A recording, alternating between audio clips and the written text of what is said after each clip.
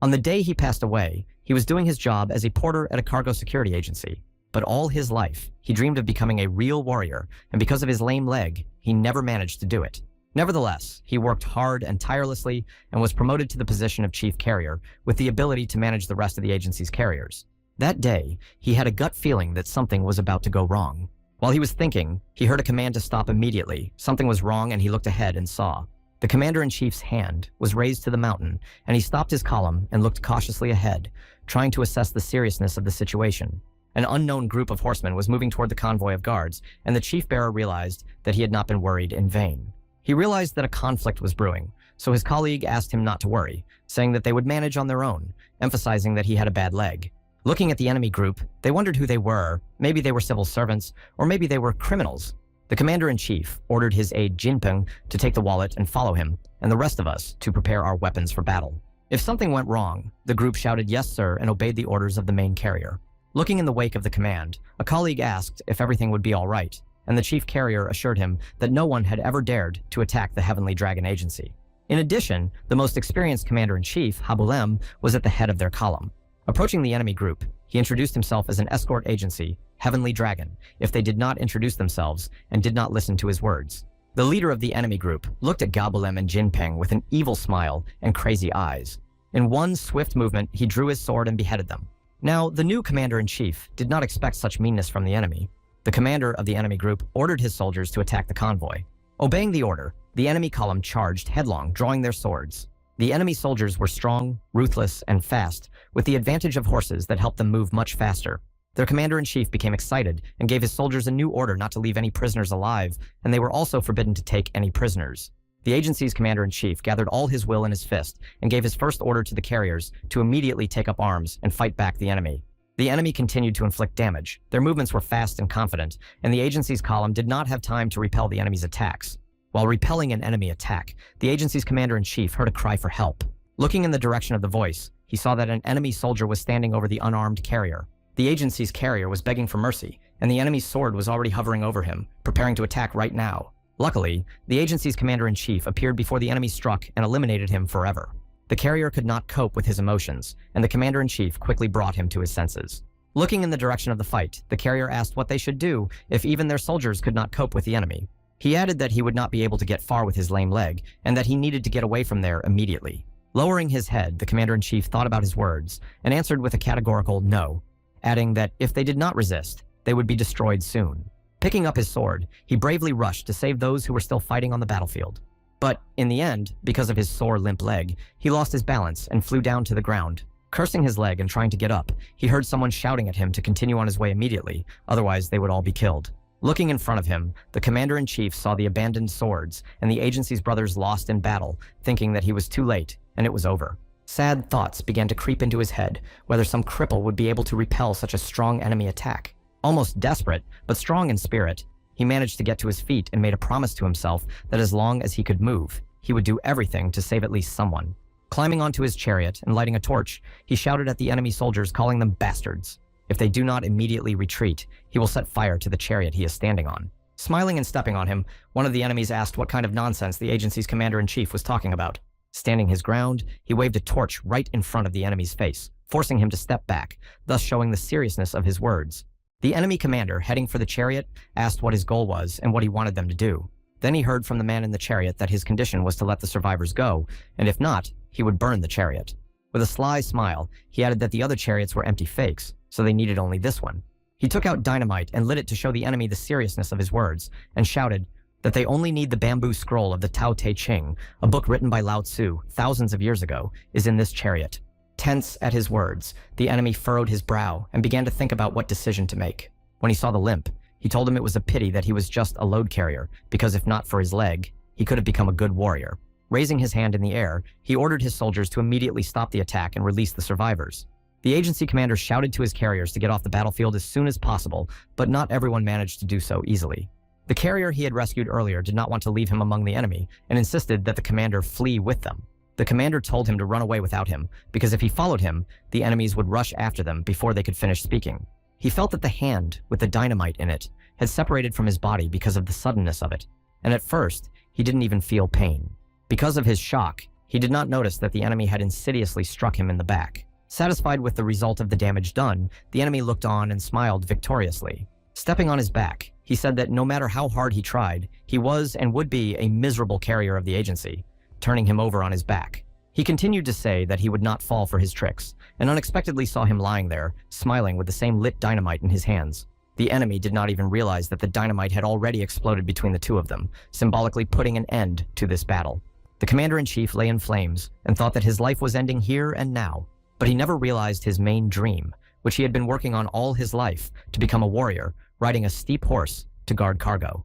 The poorer you are, the more diligently you have to study, but because of your limp. For 30 years, he had been subjected to ridicule from everyone, making him think that it was impossible for a disabled person to even become a regular carrier. He was forced to take part-time jobs, where he also heard that a cripple who wants to become a warrior sounds absurd, and he begged for a chance every time. Suddenly, everything changed. He wondered why he was still alive, why he felt so cold, and fortunately for him, someone's hand rushed to his aid. Once on land, the worried voice of an unfamiliar rescuer begged the young master to come to his senses as soon as possible. When he woke up, he could not understand whether it was a dream or whether he had really moved from one place to another alive and unharmed. The rescuer shook him by the shoulders and kept shouting to the owner, asking him if he was okay, begging him to wake up. Finally, the young man asked him to stop shaking him, thus making it clear that he was fine. Concerned, the rescuer asked the owner if he had regained consciousness and heard a sharp request to leave him alone immediately. Despite the young man's requests, the rescuer kept asking him if he remembered him, and before he could answer, he threw up. The owner could not understand why he was so sick because he had not had a drink in a long time. When he looked up, he saw his reflection in the water, and a completely different person was looking at him. Jumping off the water, he lost his balance and fell down, stunned to see his new self. The rescuer asked him what was wrong with him and why he was silent. The owner asked what was wrong with his reflection, because it couldn't be him, and the rescuer asked if the young man couldn't recognize himself. Still not understanding, the owner asks who he is if he is not the savior, and he is told that he is the fourth master of the Heavenly Dragon Agency, Li Chen-ren. Unable to believe that he was the same fourth master, he looked at the reflection again to make sure. He screamed out if he was the same vile weakling, and the voice of the savior asked him not to talk about himself in such a way. Li Chen-ren was the fourth master of the Heavenly Dragon Agency for whom he had worked. The youngest son of the king of the Li Agency, Zhongsan, and his maid, he was as handsome as his mother. But he grew up as a round dumbass, and he had no talent for martial arts, let alone science. Worst of all, his mother fell seriously ill and abandoned him, so unlike his brothers, Chen-ren had no relatives to confide in. He quickly dropped out of the struggle for his inheritance and wandered around in complete solitude. At home, no one reckoned with him, but in brothels and gambling houses, his presence was very welcome. But one day, he decided to throw himself to the bottom of the lake just because. His third brother proposed to a girl with whom Chen-ren was head over heels in love all 30 years ago when he first joined the agency. But now he found himself in the body of Li Chen-ren, who almost died that day. He asked how old he was now. The rescuer did not know what was happening to the master. He asked why he was being so polite, and he felt uncomfortable with this, since it was his faithful servant, Chang Sam. The servant exhaled and said that he would be 22 this year, and added that it was too early for him to ruin himself for some girl.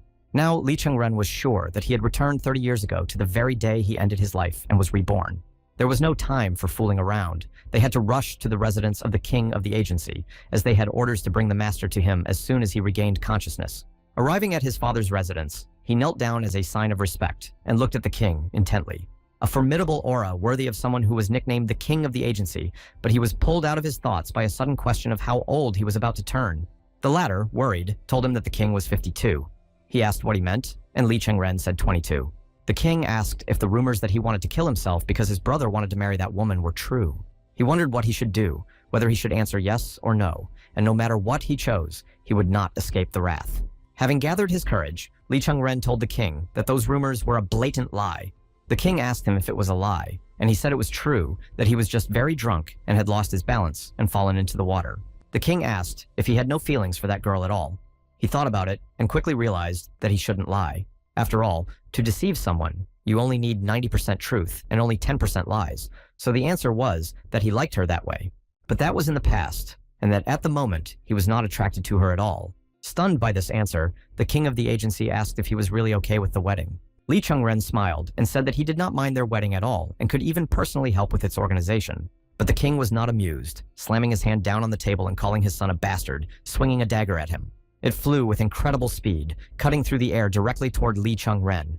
Would his new life end so quickly, he thought, as the dagger flew straight into his face.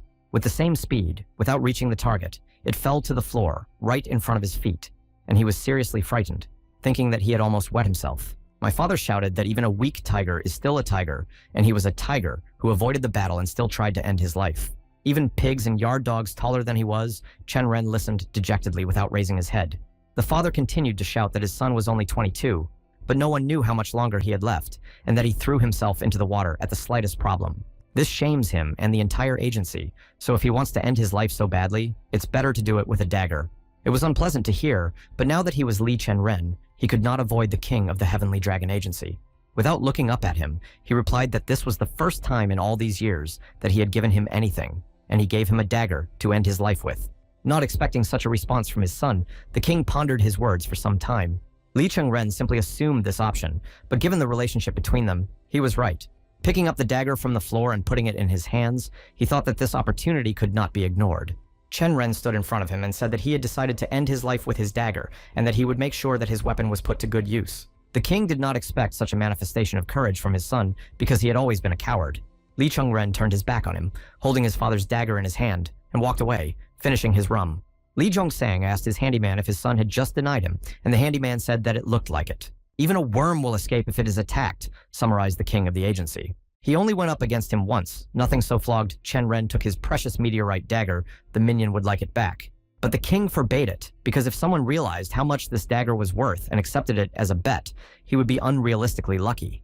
But he wanted to teach Chen Ren a lesson by ordering his servant to leave his son without a penny for a whole year, so that he would understand to whom he owed his rich life. The servant remembered to this day that no matter what Chen Ren did, the king never left him without money. The fourth master left the residence and was still thinking about everything they had talked about. He didn't notice the servant waiting for him until Chiang Sam turned to him and asked if he had gotten a lot from his father. The young master's legs gave out and he fell right on his butt, frightening his already frightened servant. The fourth master was sitting there trembling and holding his heart, saying that since today he hadn't worried for a long time. The next day, while cleaning the yard, Chiang Sam could not stop yawning because he must have been up all night. Soon he saw that his young master was walking back and forth, obviously thinking about something or even planning something. The servant could not stand it and asked why the master had been walking back and forth all morning, and in response, he saw Chen Ren. He was examining his feet in detail and still thinking about something, while his servant was wondering if his master had stepped in shit. Standing up, he explained to the inquisitive servant that he was not looking at his shoes, but at his feet. Chen Sam still did not understand what was wrong with his young master's feet. Chen Ren found his servant's reaction very funny because he did not know the whole story of his history. That in his past life, his fourth master limped for 50 years, and he cannot understand how difficult it was. Having finished his thoughts, Chen Ren asked Chiang Sam what day it was, and he replied that it was the 12th day of the 10th month. Together they looked up to the mountain, and the young master said that the autumn sky was so clear today, and the servant added that he loved this weather of all seasons. Li Chengren turned to his servant and suggested a walk. Chang asked if he was going to gamble again. He better watch his spending, because he won't be seeing any money in the near future. The servant explained that they were ordered to feed him 3 times a day but not to give him any money, adding that the order came from the king of the agency himself. A little upset, Chen Ren asked if his father had decided to punish him for his disobedience. Chiang Sam asked what he planned to do next. Chen Ren mockingly asked him if he really thought that such a young owner without money would starve to death. Chang said that he meant in the future. Perhaps he is meddling in his own business, but he won't be able to do so for long. Li Chengren told him that he would be starting work very soon. The stunned servant could not believe his ears and even asked if he was serious. The young master said that Chiang Sam was right to live like this forever, and the servant even asked him what he was going to do. With full confidence, the fourth master replied that he was going to become an escort warrior. The shocked servant explained that in order to become an escort warrior in their agency, you need to be a martial arts master of at least the 2nd level. Leaning down to his ear, Chan Sam said that he did not have such skills, and in truth, under certain circumstances, a servant could overcome his young master. Chen Ren argued that the warriors in the Heavenly Dragon did not need to know martial arts, as if he had not heard of the Yuren warriors. Yuren is a rank assigned to people who have passed the provincial exam. For a very long time, the agency has been accepting Yurens into its ranks, as if to help poor scholars. But since they could not fight, they were hardly ever used in convoys, but the Jurens kept books, or taught illiterate porters. However, if they were lucky enough to pass the capital's exam and get appointed to the prefecture, they became a reliable support for the agency. Stunned, Chang Sam asked his young master if he was really going to take the exam. Li Chengren replied that he was as serious as ever in his words, and that he would take the exam today. Arriving at the Hangzhou government building, the young master and his servant were talking to each other about how many people had come to the exam today. Out of the corner of his ear, Li Chenren heard women's voices discussing someone with very pale skin as if it were white jade. The girls laughed amongst themselves and continued to discuss how the fourth master of the agency turned out to be. He turned to Chan Sam and asked why the girls were looking at him so strangely, and he replied that the owner always attracted the attention of different girls. While the fourth master was thinking about how great it would be to be attractive now, his servant asked him if he was really ready to take the exam. Without remorse or hesitation, the youngest master replies that of course he will take the exam because he is going to take it. He was once hired as a porter with a limp leg because he could read and write, and was recommended by the accountant, Limp Son, so he began copying books. And most of the things he copied were not even books or even posters. Namely, the answers of those who have already passed the imperial exams with the best results. And of course, he still remembered every answer to every question while the master was thinking about the exam, and the servant was wondering why he was so confident.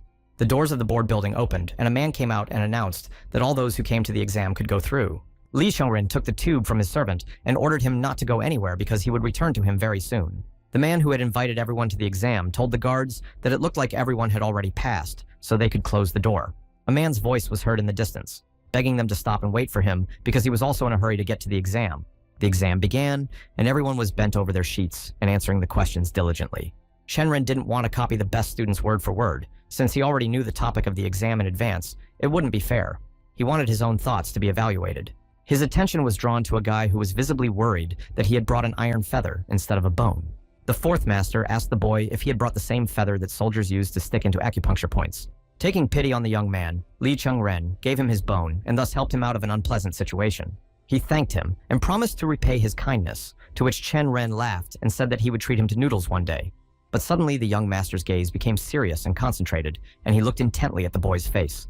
He thought that if not for this wart on his nose, he would have been very handsome. Chang Sam was waiting for his young master and finally saw that Chen Ren was finished and heading to him, so he asked if he had done it so quickly. The young master replied that if you sit longer, it will dawn on you, and you will be able to answer something you have never known before. After taking the tube from his master, Chan Sam offered to leave, but the young master stopped him.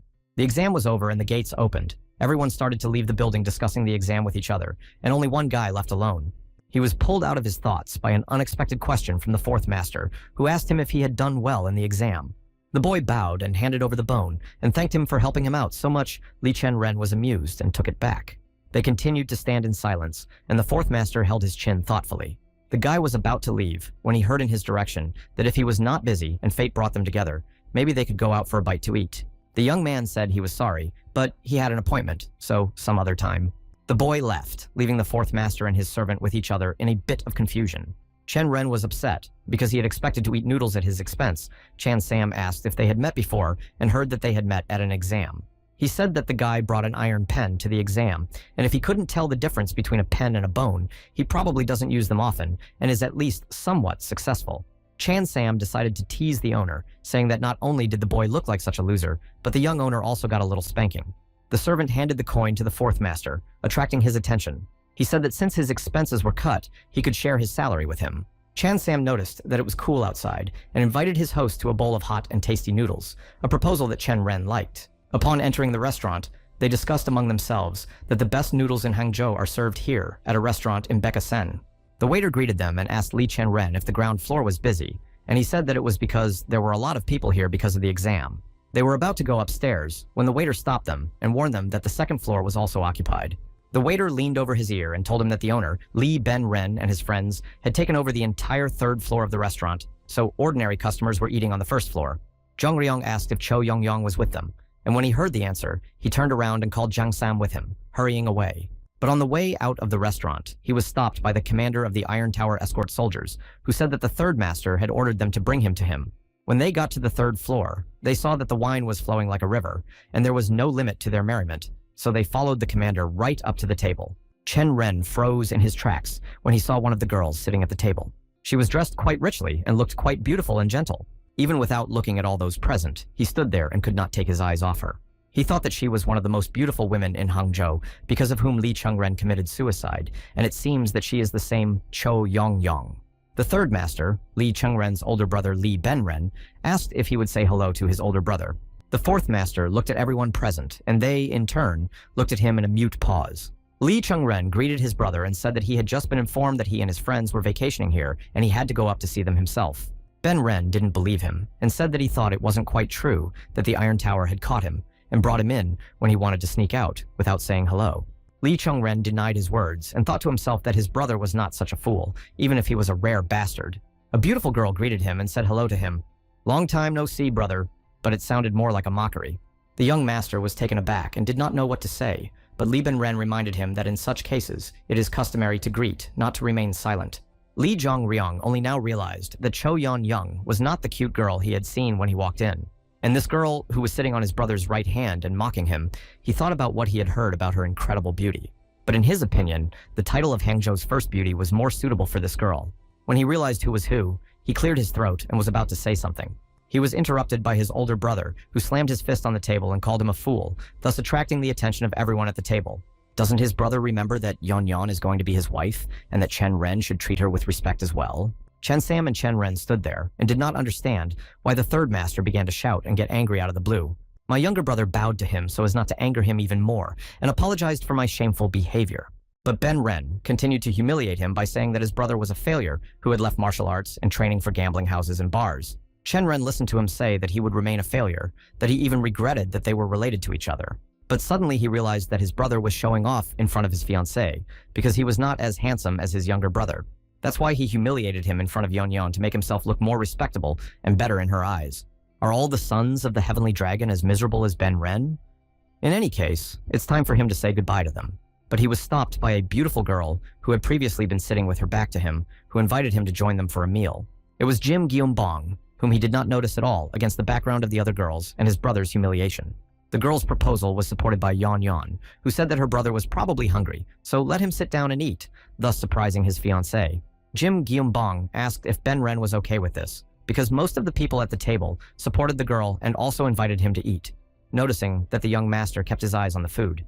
The men asked Chen Ren where he had been when they were having lunch together, and someone laughed that he had obviously been in brothels. Ben Ren was only amused that his brother was being publicly ridiculed, and Yan Yan looked down in shame. His former reputation was constantly ridiculed, which greatly disturbed the new Li Jong-un. Everyone at the table was laughing, but not that beautiful girl, who was looking at him intently as if sympathizing with him. Ben Ren turned to his brother again, since everyone was asking him to the table and his younger brother was so hungry. His brother threw a plate in front of him and said that he could eat the leftovers, humiliating him even more. But Li Chengren was not an easy man, so he took the plate and said that he would gladly accept his offer. After ordering Chang Sam to find a seat and eat, he began to look around for a place to sit. I found a seat near Jim Guillaume-Bong, right in front of a girl who clearly did not expect the young master to show such courage. Li Chengren began to eat his food with a smile in the company of beautiful ladies. Now he was the center of attention, not only of women, but also of men. His brother watched him sitting at his desk with undisguised displeasure. The young master listened to various conversations about the agency's internal affairs and even heard Confucius being quoted. Ben Ren was asked how he would solve various problems, such as how to stop hunger caused by natural disasters. Chen Ren noticed that they were discussing the topic of today's exam, how to deal with the rise in crime caused by the famine in northern China. He looked at the two men who were actively participating in the discussion. Apparently, they were also taking today's exam. Jim Guillaume-Bong leaned over him with interest and asked what he had to say about it. Li Chengren indifferently told her that he did not know anything about this, and she asked him not to be shy and share his thoughts with them. Ben Ren supported her because he also wanted to hear what he had to say, because as a child, Chen Ren had studied this at least a little. Well, if they decide to ridicule him again, it is the young master's own fault. He decided to speak his mind. The fact that they recently discussed Sun Tzu's quotes did not actually belong to him, but to Han Fei. No one expected the young master to know even who said these quotes, let alone their meaning. This amused and made Ben Ren laugh, and he called his words nonsense. Chen Ren told his brother that he had never been taught, and if he didn't believe it, he could ask those who had been studying it all their lives by pouring them a drink. By the way, the words about first getting rid of the source of chaos belonged to Mo Tzu, not Han Fei. And it was not Confucius himself who wrote about the laws. He merely quoted lines from Zhuo Zhuan, whose reasoning shocked absolutely everyone present. Cho Yunyang was the most shocked because she knew him the closest, and she couldn't figure out if this was the Li Zhongryong she knew. He added that, in addition to the 9 classics, there are other authors worthy of attention. Li Chengren slammed his hand on the table and shouted that what they were quoting was not enough to pass the exam. The men who were taking today's exam clearly became nervous after the 4th master's words. Ben Ren couldn't believe that he was facing his demented brother, wondering how this fool could know everything. In the silence, I heard a small laugh that grew into a real laugh. The girl was clearly amused by this situation. Her laugh was as sweet as she was, and after laughing, she apologized and said she just couldn't help herself. Li Chengren was surprised by her reaction, and even more stunned by the fact that she is laughing at them, not at the young master, and that they all have their heads down and don't say a word to her.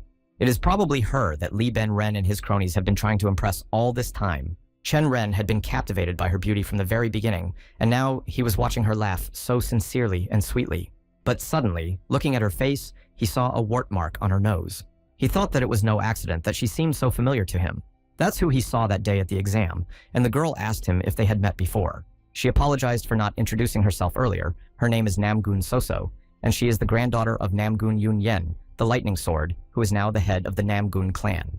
The Namgong is the largest military clan ruling all of northern Yangzhou. So that's the meeting she was talking about, and he thought that Soso was just a strange student, but she was from the Namgun clan, just disguised to pass the exam. The chance to befriend the granddaughter of the clan head is a great fortune in the clan. There are two heirs, Namgun Soso and her older brother known for his skillful swordplay. Therefore, this dinner is the only opportunity for Li Ben-ren to enlist her support, as it will give him a great opportunity to defeat his brothers in the struggle for power. In other words, he bowed and introduced himself to the best ally he could find, to which Namgun Soso said that she knew him and that he was known in all the bars in Hangzhou. He told her that the gossip about him was very exaggerated, to which Soso replied that there is no smoke without fire. Li Chengren replied that even a small fire can produce a large column of smoke, and Namgun Soso said that fire can consume a mountain, but will eventually go out. After finishing his pleasantries, Soso reminded the young master that he had not said what he thought about the previous topic. She told him that it is always easier to criticize others than to open up your thoughts to everyone, especially when there is no right answer, and she insisted that he answer. Li Chengren did not refuse and said that in such a situation, he would not touch the criminals. He was asked about it, and he says so Chen Ren explained that northern China specializes in selling cotton, so crime increases every winter. This means that if they are left untouched while conditions improve, bandits and former farmers will simply return home. Namgun Soso was clearly disappointed with such a short answer, and Chen Ren continued. He would have raised taxes on landowners, large traders, and statist agencies. She asked where he was going with this, as in her opinion, they are the ones who suffer the most from bandit raids. This is because, first of all, landowners pay peasants little, and in years of poor harvest, they starve and are forced to become bandits. Secondly, cotton, which farmers receive a pittance for, is bought by large traders and then sold at 3 times the price. And thirdly, the more bandits in the neighborhood, the more work for the agencies, so they earn and prosper. And if you equalize their salaries and the peasants, the choice is obvious. Now Namgun Soso sat there with her mouth wide open, not expecting that the fourth master, about whom there were various rumors, could think so broadly. She asked him what he would spend the money from the increased taxes on, and he said that he would fill the country's warehouses so that the real thugs in politics could enrich themselves. But what good is it to the peasants if it only helps politicians to fill their pockets?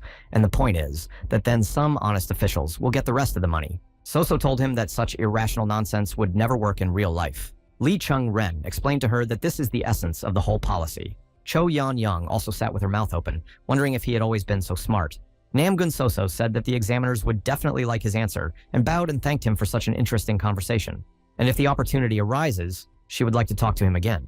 The fourth master reciprocated. Jim Gyumbong remarked that Chen Ren was simply stunning. Ben Ren is as shocked as the others, but the shock quickly turned to anger because he wanted to humiliate him in front of Yan Yan, and it turned out the other way around, and he will not tolerate this. He said it was too noisy and suggested we go for a drink at another place, and of course, everyone supported this idea at his expense. He is incredibly dangerous, Chen Ren thought, when his brother asked all his guests to wait downstairs. And he asked his younger brother to stay. He wanted to discuss something with him in private. Ben Ren sat him down across from him and started asking him various questions, one of which was whether his younger brother had eaten something wrong. Chen Ren shrugged his shoulders and said that he had eaten some scraps from the table, to which his brother called him an animal. His words made the third master angry, and he shouted, "Does he really think he's a fool?" His younger brother asked him to speak more politely, but his brother shut him up, because everyone in Hangzhou knows that the fourth master is a fool. The agency's heavenly dragon tried to drown himself in a lake. After such a disgrace, he should stay home and keep his nose to the grindstone. And he goes around shaming their entire family, to which Chen Ren denied that his brother had actually invited him here. Ben Ren was furious at the word brother and said that his mother was a miserable maid. How dare he call him his brother? Chen Ren was not ready to tolerate such an accusation, but he would not allow his mother to be humiliated either.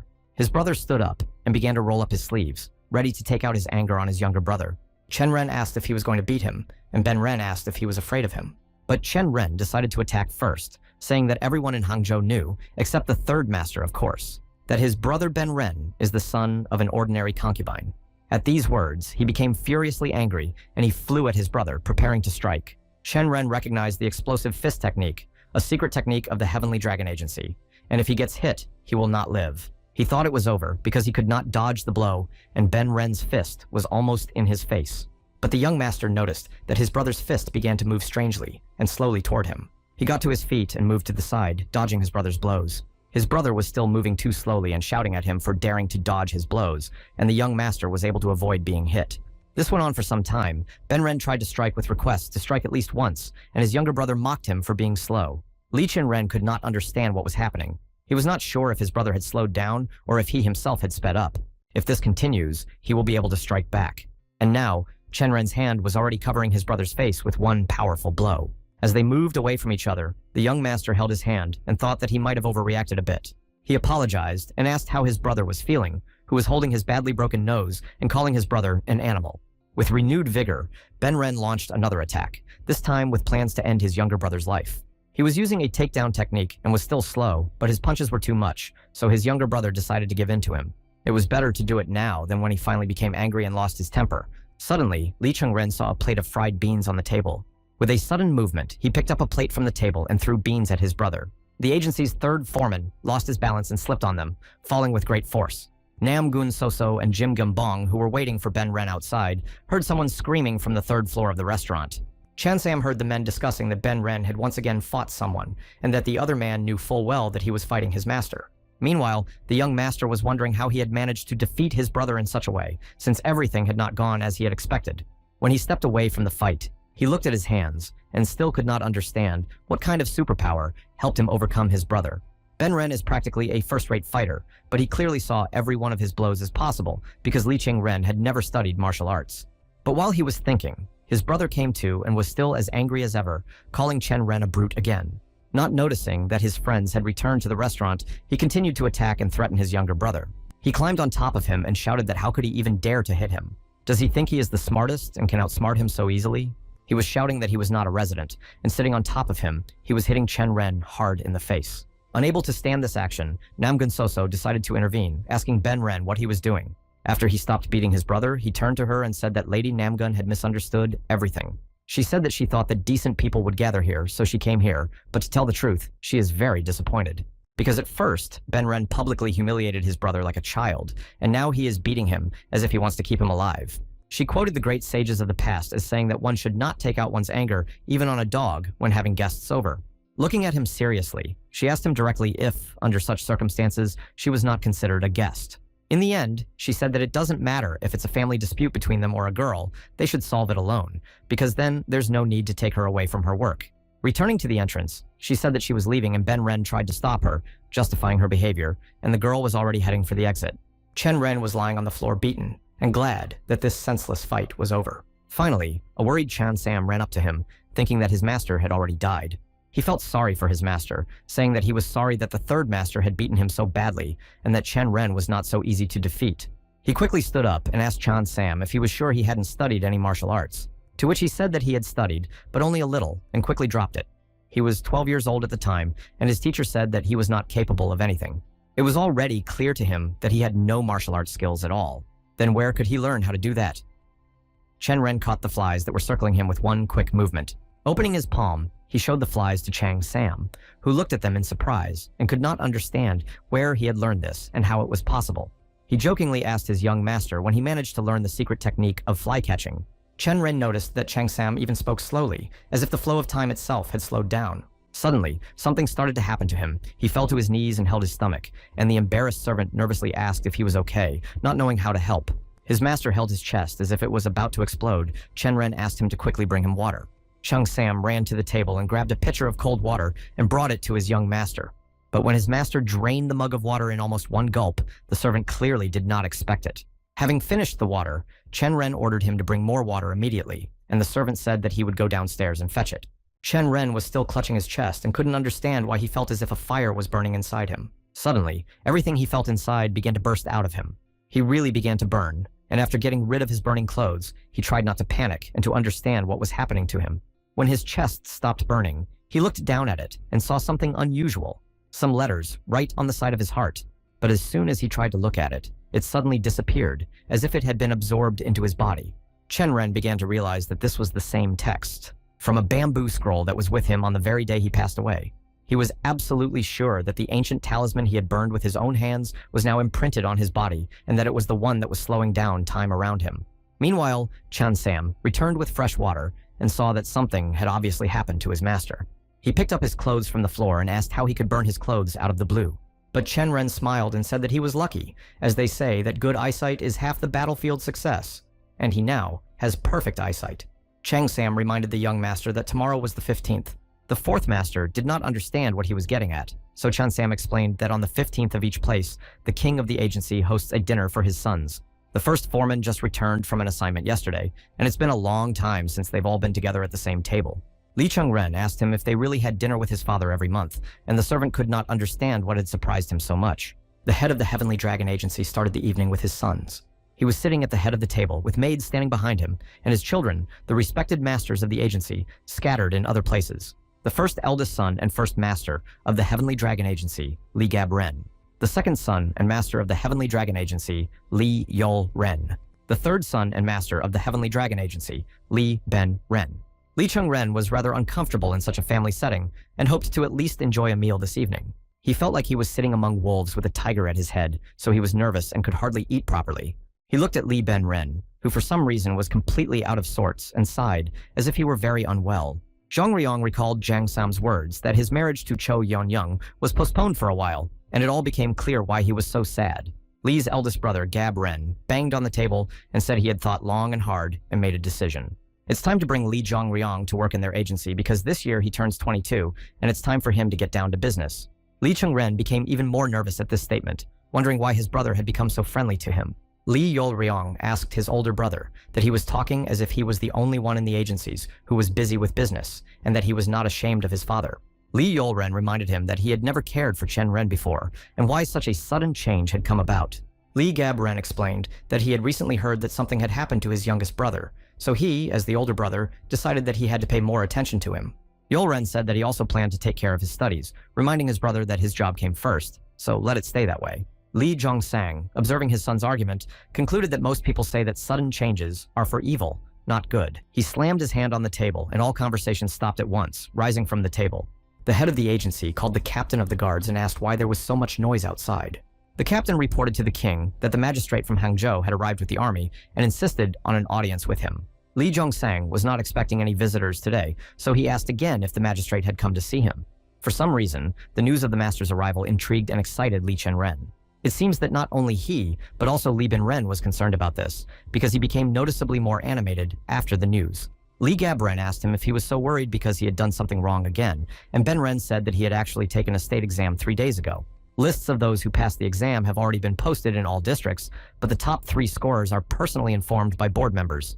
Benren informed everyone that this year he also took the state exam. Li Chengren thought that while he was flaunting himself in front of him in the restaurant, he had really passed the exam. Officials personally hand over the results to the top 3. This is true, but usually the magistrate does not interfere in such cases. Li Gabren asked why the magistrate would meet with his father in person, and Ben Ren said that he wanted to impress his father. After all, 7 out of 10 officials were there. They obey his father, to which the head of the agency said enough talk, and he got up from the table and decided to go to the master and find out everything in person. The head of the agency and his craftsmen went outside to meet with the magistrate.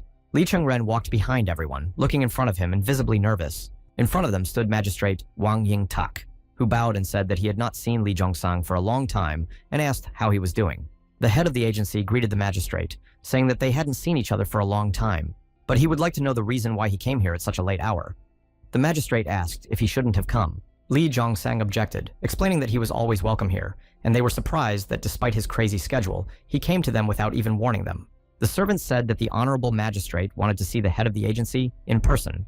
The magistrate said that it seems there was a small misunderstanding. Of course, he would have liked to greet him individually, but he came on another occasion. According to the laws of their country, he came to hand over the exam results. At one point, everyone looked at Ben Ren and could not believe that he was able to pass the exam and get into the top 3. He couldn't wait for the result to be announced so that he could finally earn recognition from his father. Li Zhongsang asked Magistrate Wang Intaik whom he had come to see, and he replied that of course he had come to see his son. As everyone could already understand, 3 days ago, a state exam was held in Hangzhou, and one of his sons showed the best result, so according to tradition. He came to inform him about it, which is usually done by his assistants, and since he knows the family, he decided to come personally to show respect. The magistrate turned his head over his shoulder and ordered his soldiers to get to work immediately. They quickly and organizedly laid out a sheet on which to set up a small table. The magistrate personally put a mug of wine on the table, which meant that the preparations for the ceremony were almost over. Without waiting for the invitation, Li Ben-ren went forward and sat down opposite the master in the scoring of the results. He was already mentally enjoying his victory, dreaming that his words would be taken into account more. In addition, in this scenario, wedding negotiations with Cho Yon-yon will finally resume, which made the third master very happy. The ceremony began with the best result at the last provincial exam by Li Zhongsang's fourth son, Li Zhongryong. Everyone was shocked by this news, so everyone immediately began whispering and discussing, with all their attention focused on Chen Ren. He stood proudly, despite the criticism and discussions. The fourth master was no longer afraid of anyone or anything. Just think, the best student from their agency has never been the case before. Usually the best students were always students of some famous academies. It was hard to believe that none other than the fourth master could have done it, given his reputation. Li Ben-ren could not accept and come to terms with the fact that his younger brother had beaten him in the state exam. He shouted to the magistrate that it was clearly a mistake, that he had read his name wrong. I asked them to double-check it, and it should have said Li Ben-ren, because Li Chen-ren did not pass the exam, so how could he have shown the best result? It looks like there was another misunderstanding since he is still sitting in his place. The magistrate asked if he was the same Li Cheng-ren, and he replied that he was. Then he was given a scroll confirming his results. Li Cheng-ren said that he honorably accepts His Majesty's most majestic edict. Congratulations came from everywhere, and he thought that the former carrier had finally gotten a chance to become a soldier or work in management. People showed different reactions to this news, some joy, some anger, but only Chang Sam was so sincerely happy for his young master. Chen Ren was so happy that he was ready to run out into the field and just shout until he was hoarse. On the 20th of this month, Li Cheng-ren is to report to the Hangzhou government building to receive a badge of 50 rolls of silk and a travel pass. Suddenly, a tall, dark figure loomed over Magistrate Wang Ying-tak. It was Li Zhongsang, and the atmosphere between them was very tense, so he called Wang and Taik to talk in private. After hospitably pouring him a drink, the head of the agency asked the master if it was a joke, and he did not understand what he was asking him about. He slammed on the table with all his might, so that the magistrate was speechless and seriously frightened. The head of the agency shouted that he didn't think he knew that through this scheme they were using the children of the rich as their pawns. He said that such tricks would not work on him, and the magistrate explained that there must have been some big misunderstanding. Does he really want to say that Li Chen-ren got the best result on his own? It even sounds ridiculous. We should fire him so that he can finally get his head straight. The magistrate thought that it was necessary to choose the right words, otherwise he would not only lose his job, but also his head. He hoped to console him with this news, so he came in person and swore that he had not rigged the results to get his money. It was the truth. And even if he wanted to do that, he would have chosen his third son, which would not have been so suspicious, is it not obvious? Li Zhongsang even thought about his words because they sounded sincere and true. In his turn, to confirm his words, the magistrate took out an envelope and handed it to the head of the agency so that he could see everything with his own eyes. He brought this envelope just in case because he anticipated that he would not believe it so easily. He opened the envelope and saw that it was his fourth son's answers. This could not be so. There was a work with deep and rich content, as well as observations as if gained from deep experience, and it was all so well arranged. The head of the agency could not believe that his son could have written all this. He even asked if it was him who wrote it, and he felt that it was amazing. He had never seen such a perfect answer before. How could his son, a fool, write something like that? Since childhood, he had always been bad at school. He was bad in battle, no matter how much he was taught, but it was useless. He could not just take his child and leave him. He shouted Li Cheng-ren had really met the Dragon King when he jumped into the Eastern Lake, probably meaning that he had gained strength and luck. Since his third son was among the top 200, they will both be able to take the exam in the capital in a month, and it is unlikely that they will have any problems with it. Ben Ren was able to become the best among those 200 only thanks to his mother, and Chen Ren is unlikely to repeat his success in the capital's exam. However, if he succeeds there, then it will be a good option for him to become a state official. This may be his only chance to succeed in life, as he has neither talent for martial arts nor support from his mother. The head of the agency apologized for disrespecting him, even though he had traveled a long way to tell them the good news. The magistrate understood why he reacted in such a way, and the head of the agency asked how widely the results would be announced. Usually about 100 posters are placed. But Li Zhongsang was not satisfied with this, and it was evident in his face. But for the first time in 20 years, the best examiner was chosen unanimously, so it was decided to expand the number of posters to 1,000. Every 10th constable will be assigned to hang them in Hangzhou, as well as in Suzhou and Yangzhou and other neighboring cities. The head of the agency was now laughing and saying that 1,000 posters was too much to ask, and he was very grateful for his generosity. While the magistrate was thinking about how long it would take to write 1,000 posters and put them up, the head of the agency put a large box in front of him. The magistrate pulled it closer to him and asked what it was for, to which the head of the agency told him to just open it and then he would understand. Upon opening the box, Wang Yingtak's face lengthened and shone. There were many large golden boats in the box, and the magistrate did not immediately understand why Li Zhongsang was giving them to him. But he explained that they would probably need a lot of money to prepare and deliver such a large volume of posters. All this trouble because of his younger son would be right if he took over the embezzlement, and there was even more to it so that there would be no problems with lack of funds. The magistrate will use these funds to good effect. Today's table was empty, said Li Zhongsang, and next time a fancy table will be prepared for him. The head of the agency was very generous today, and the magistrate did not regret coming to inform him and his sons in person. Having finished the conversation, they said goodbye on a good note, and the magistrate returned not empty-handed, thinking that today he had been lucky. The next day, Li Ben-ren was visited by his cheerful friends, and it felt as if they had almost burst through the gate. But the third master was always happy to see them, waving to them and inviting them to come in as soon as possible. They came to congratulate him as soon as they learned that he had passed the state exam. They thought that Ben-ren was only good at martial arts, but it turned out that he was a genius in his studies as well.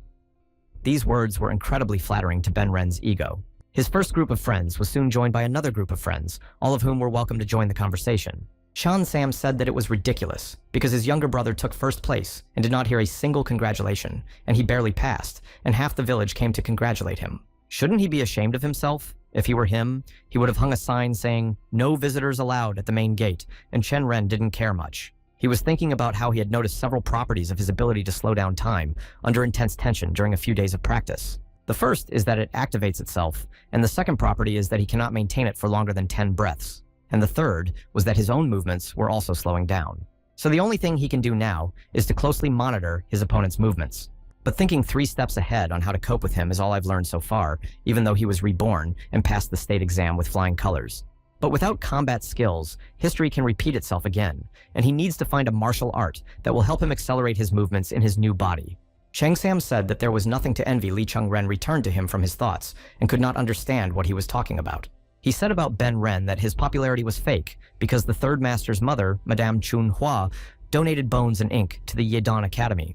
This whole company is here only because of this, and Li Cheng-ren could not care less. Chan Sam said he could relax his supervision a little bit if he was upset. They could go to the red light district to lift his spirits. He guarantees that thousands of prostitutes and hired killers, even brothel guards, will welcome him, which makes the young master laugh. He told the servant to forget about it and to bring him some sandbags, which the soldiers use for training. The young master told him that he would hang them on himself and run, but Chan Sam still did not understand why he was doing this. Li Chen-ren turned to him and proudly said that he had told him that he was going to become a great warrior. Chan himself was running fast and shouting that it was all good that his young master wanted to become a warrior and why he should run with him. Chen-ren asked him if he did not know that the master and the servant were one in everything, and he stopped, unable to run any further, even though they had not yet run halfway. The servant cried that he didn't care, that he couldn't continue running anymore, and the young master snapped and said that in that case, he would run himself. Chan Sam only said that they would meet soon, and I thought that he had been acting strangely in recent days like a completely different person. It was the 20th of this month, and they came to the government office in Hangzhou. Li Cheng-ren was given a nameplate and a travel pass to prove that he had passed the state exam, and he thanked the magistrate for it, and 50 more rolls of the highest quality silk, which are given only to the best and brightest people in Hangzhou. Chen Ren punched his palm and said that he was very grateful for such a high award. Chang Sam was very proud of his master and even shed a few tears. After the ceremony, he took the rolls of silk to the market and put them up for sale. He was offered 15 silver coins for them, which sounded humiliating. They continued to bargain, and the young master was not mistaken and said that for 20 silver pieces, he could take his goods. Having earned the money, the young master wondered where he could spend it, and Chang Sam was worried that he had exchanged a gift from the state for entertainment. But the young master assured him that he shouldn't worry about the money, they would spend it together. First, he wanted something to eat because he was hungry. The first thing they did was go to a restaurant and eat until they were full. Chen Ren leaned back to rest. Chan Sam said that if he was full, he would take the rest of his portion for himself. Then they went to walk around the market when a merchant called out to them, inviting them to look at his shop where he had clothes made of high-quality silk at a low price. Chen Ren was interested in one of the cloaks in his shop, so he looked at it carefully, and his servant did not understand why he wanted it at all. But as it turned out, he chose this cloak for Chang Sam, saying that the servant would look like a young master if he wore it, and he thought he did not deserve to wear it. But Chen Ren didn't even think about backing down despite the servant's refusal. He still bought him a new high-quality cloak in honor of the day he passed the exam. Chang Sam suddenly thought that his young master must have been upset that no one had come to congratulate him, so he was being so generous to him now. Walking along the waterfront, they came across a local old beggar, sitting and asking for alms from passers-by. Suddenly, 2 silver coins fell into the old beggar's empty bowl. Chen Ren said that he had spent the last couple of coins on a good cause. Chang Sam yelled at him that they weren't even coppers. Why give so much to a beggar? But it was just a routine ritual that accompanying carriers perform before each mission, symbolizing the dumping of one's own bad luck on a beggar in order to return unharmed. 2 silver pieces are incomparable to life. Chang Sam asked if he was really going to join the escort, but what about the capital exam? He could concentrate on his studies and not take assignments right away. But Li Chengren was fixated on participating in the sorting ceremony that would take place tonight, and he was thinking of a plan to get there. At the ceremony, people sort the goods that have arrived during the day by their type and purpose, and upon its completion, they are distributed to the respective delivery managers. Chan Sam asked if the ceremony was not intended for bosses and higher officials, and the young master replied that this was why he was thinking about how to get there. The servant suggested that he simply ask the king of the agency to help with this, and if it were that easy, his father would grumble about preparing for the exam just like him. Isn't Chen Ren going to warn him that going on a mission is a deception? And he said he would think about it when the time comes. Chan Sam noticed that now it really seems that he is a different person, because before he used to tremble at the mere mention of the king of the agency. Chen Ren told him to try to burn alive or drown after that. He would not be afraid of anything, so he simply agreed, because it would be worse for him if he did not. The servant asked why he had to take part in the ceremony, since the task could be done without it, and the young master had his own motives. If he is right, all the goods will be stolen, and all the support will be destroyed by martial arts masters almost at the very beginning. The Heavenly Dragon Agency will suffer heavy losses, and its king and chief of escort will send a team to organize a cleanup. They will succeed in taking revenge, and those who are left lying on the battlefield will never return to their homes. Li Chengren recalled how in the past, these people had gone through fire and water with them. Even if when they made fun of him because of his limp, they were his friends who could be relied on. He set himself the goal of saving them from such a fate, no matter what it took. His participation in the sorting ceremony is necessary to disrupt this delivery at all costs. As the young master and his servant approached the area where the sorting ceremony would take place, they saw something they had not expected. A boy hiding behind the wall of the building was looking at the open door with great interest. The boy turned out to be a very familiar-looking man, and Li Chengren immediately realized who it was that was peeping in. Inside the room, there were many people trying to rein in their horses, discussing among themselves that they had to move because the king of the agency would soon arrive. The boy muttered under his breath that Chen Ren had said he was the 4th master of the Heavenly Dragon Agency. When he suddenly appeared in front of him, the boy did not expect to meet him in this position, so he was very frightened by the surprise. The young owner asked him what he was doing here, and the boy turned to them in shame and asked if they knew each other, as he did not remember them at all. He realized that it was the girl from the restaurant, and thought that she had argued with him so much in the restaurant that he shouldn't pretend that they didn't know each other.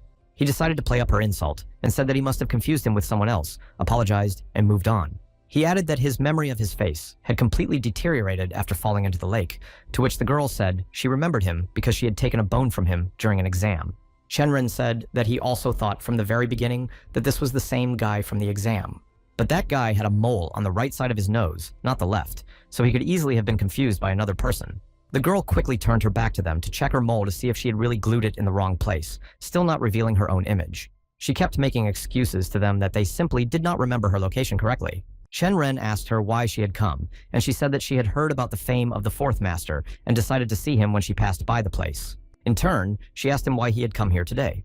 Chan Sam explained to the girl that he was facing the 4th master of the Heavenly Dragon Agency in person. She was so happy she couldn't believe her luck that she had met him. It was so incredible Chen Ren thought she would be a good actress. She said what a coincidence that he was the only person she met at the exam, and the master said they hadn't met yet. The girl punched his hand and introduced herself with her fictitious male name, Pun Jin Yang, and congratulated him wholeheartedly on his victory in the exam. He thought about the fact that she had really come to meet him in person and what all the disguise was for. No matter how much you disguise yourself as a man, you can't hide such a beautiful smile, and she doesn't seem to realize it, but one day he will tell her about it. He bowed to her and thanked her for traveling such a long way for him, saying that they would meet again. Having finished on that note, he turned around and was about to walk away when the girl stopped him. Chen Ren stopped and asked her what else she wanted, and she asked if he wanted to eat hot rice soup with her. Still, they agreed to eat it together when they met after the exam.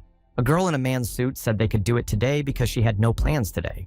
He thought that she had come specifically to see him, although he did not know the real reason for it yet. He did not have time for these amusements. Chenren said that they had actually agreed to eat noodles, not rice soup, to which the girl said she had gotten it wrong. The fourth master and the servant headed for the entrance, and the girl stood her ground, inviting them to eat together, but he said only that he was a little busy today. The girl was offended by this attitude and shouted that she had waited here for half a day to have lunch with him. Catching her in the act, Chenren asked her if she hadn't said that she was just passing by the building where he was supposed to be. She was honest with him and told him that she wanted to know the secret of how to become the best because she had heard that all the judges had unanimously chosen his answers as the best. Although he said a lot of different things in the restaurant, she was sure that there was something in the young master that no one else had. She punched him in the arm and said that she really wanted to learn his skills. In Murama, the words, "I want to learn from you," have quite a lot of meaning, especially when they are said by someone from the Namgun clan. Since she was the granddaughter of the lightning sword itself, she was humiliating herself to do so. Chenren simply asked her to give up because she didn't know him well. He was just a simple idiot from Hangzhou, and he was lucky in the exam. She was no ordinary girl with a sharp tongue, so she told him that it was more accurate to say that he was a half-wit and a blowhard loser. But he proved in the exam that those rumors were all lies, didn't he? Chenren asked why he was so fixated on that exam. He said that the girl's clothes looked bad, but her skin and face were well-groomed. She had obviously grown up in a rich family, and there are many ways to succeed in life. She explained that she is one of those people who bring things to the end on their own. She asked him if he had any idea where she came from, but the young master was not very interested in this. He sighed and explained to her that he recognized that her views and understanding were different from other people's, but he was not going to teach her for a plate of noodles. But their discussion was interrupted by the announcement that the king of the agency, the Heavenly Dragon, had arrived. Everyone was pushed out of the way so that they would not interfere with Li Zhongsang and his escorts moving to the room where the sorting ceremony was taking place. The king was approaching, and Li Chengren still hadn't figured out how to get to the sorting ceremony, so he told the girl that he agreed to eat noodles with her. But he agreed not just like that, but on one condition, and she asked him what that condition was. He didn't know if the girl knew that his father was going there. He will definitely ask about her, so she needs to remember 3 things. They only met after the exam, and she is here to return the book. He also rejected her offer to attend the sorting ceremony, but if she could manage it, he would help her with her request. She asked him why he needed all this, but he didn't have time to explain, and promised that if he got there thanks to her, he would definitely find time for lunch. He doesn't promise any outlandish secrets, but he will answer all her questions honestly and sincerely. She laughed and remarked that it looked like he needed her much more than she needed him. This changed the situation, and now she began to bargain. Asking him how many plates of noodles he would buy her, he replied that he would buy 3. This did not satisfy the girl, and she shouted that he would buy her not 3 plates, but 10 plates of her choice, as the young owner had no time left. As the king of the agency approached the gate, he held his gaze on the 3 young men. He was looking at them, and the king saw him and asked who he was. They stood silently. Then the king asked them louder, asking them if they did not hear him. He asked who it was.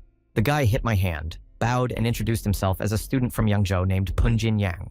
He explained that he had taken the state exam with a young master, Li Zhongren, and that's where they met. In his bow, he told the king that he was honored to meet the king of the Heavenly Dragon Agency in person. The king said it was the first time his son's friend had visited them and asked if they had really taken the exam together, and the boy confirmed that they had. Li Zhongsang wanted to know how his son's friend had done in the exam. Punjin Yak only answered modestly that he had barely managed to pass the state exam. The king praised the boy and said that this was a serious achievement for such a young man. In his opinion, he does not deserve such praise because he took only 10th place when Master Chenren became better, and the young master was speechless from what he heard. The king's attendant noticed that the student from Yangzhou mentioned on the posters was a friend of the young master. Poon Jin Yang did not look masculine enough, but he was elegant and intelligent. The king of the agency was happy that his son, Li Chengren, was able to make friends with the smart boy. The young master wondered when they might have seen his name on the poster, and then remembered that they were hung all over Hangzhou. The king asked what they were doing here, and the boy replied that he had come to return a borrowed book from a young master. Li Chengren quickly took control of the situation, saying that Pu Jinyang was a little interested in the sorting ceremony, but they heard loud and cheerful shouts of congratulations in honor of Li Ben-ren. A group of men were discussing how great they had had a good time today, celebrating the passing of the third master's exam. Li Ben-ren was visibly cheerful and drunk when he suddenly saw his father and younger brother standing in front of him on the road. A group of young people bowed before the king of the agency, and he in turn asked where they were. The third master explained to his father that he and his friends were just sitting and having dinner, and he wanted to go home alone, but Gu Teyo insisted on being escorted. Chen Ren looked at him with disgust and thought what kind of dinner was there, as his brother was drunk out of his mind. The king of the agency wisely said that sharing joy with friends while young is great and invited his son and his friends to the sorting ceremony. Now it was the turn of the younger son and his new friend, and he asked what they were saying about the ceremony. Chung Ren said that Poon Jin Yang had asked to attend the ceremony, but he refused him because outsiders were not allowed to enter, so he was going to send him away. The king was enraged by his words and called his son a shameless scoundrel because he not only did not fulfill the request of his friend who had come from far away, but also sent him away. He asked Poon Jin Yang if he really wanted to watch the ceremony. He replied that he would have loved to see it with his own eyes and bowed to the king of the agency for his understanding and kindness. Upon entering the room where the sorting ceremony was taking place, they saw many porters holding the goods in a perfectly straight line. After taking their seats, Chen Ren thanked his friend for this success, because without him, nothing would have happened. And she said that she had only heard about the ceremony through gossip. She did not know that they received so many different requests, and he explained that it is not clear at first glance that today they will only show generally available things. Goods in the chariot under the blue flag will be delivered secretly based on the order of the supply manager. Ben Ren was mentally angry with his brother because he had just returned from the bar, and because of Chen Ren, he was now obliged to take part in the ceremony. Often in those chariots, silver coins to send to other cities, jewelry for noble ladies, bribes to people of high rank, are definitely not for the bandits to know. The king and everyone else rose from their seats to prepare for the ceremony. After opening the scroll handed over by the king of the agency and reading the entire text, the chief accountant announced that the sorting had begun. The sorting ceremony began in the early evening and lasted until about 1 a.m. Li Zhongsang announced the end of the sorting ceremony. But even then, Chen Ren knew that there would be another request from someone who was about to arrive. Someone's hand went up and rang the bell in alarm. The king of the agency, who was about to leave the ceremony, froze in his tracks, realizing what was about to happen. Poon Jin Yang asked Chen Ren what was happening and what kind of bell was ringing, and he told her not to be too surprised because a strange sight was about to happen. The guards called for the chief accountant of the agency, and he heard everything himself. Only the fourth master had already arrived at the building. The world seems to slow down when the bell rings throughout the escort agency, a sound that even he, a native speaker with 30 years of experience, has not been able to get used to. But today, everything was different. He was waiting for this request like no other, and the chief accountant at the time ordered everyone to get ready. Opening the gates to those who arrived the latest, they stood tense and alert. Before them stood an old and wise-looking man wearing a headband with the sign of yin and yang on it. An old man was ringing a bell, and behind him stood the dead with their hands raised like puppets. Poon Jin Young immediately realized who had come to the ceremony and what their purpose was. Behind the old man stood the Jiangshi dead, revived by an otherworldly force. She noticed that these Jiangshi's pants were almost completely torn. She could not even imagine what they had to go through to get here. Clearing his throat, the old man introduced himself as a follower of the Maoshan sect, his name being Du Hongyang, who died 5 days ago in the Xianxia Mountains to the southwest. From Zhejiang province, more than 100 civilian soldiers are dead because of a demon who is now on the run and is now engaged in bringing them back. He came to the relevant sects at the request of their brethren for this reason to ask for help, accompanied by an accountant who introduced himself. Sun Ji Baek, the transportation manager of the Heavenly Dragon Agency, expressed his gratitude for the agency's assistance and said that he could discuss the matter with him. Du Hongkyung thanked him for such a warm welcome, and they began to discuss the details of the request.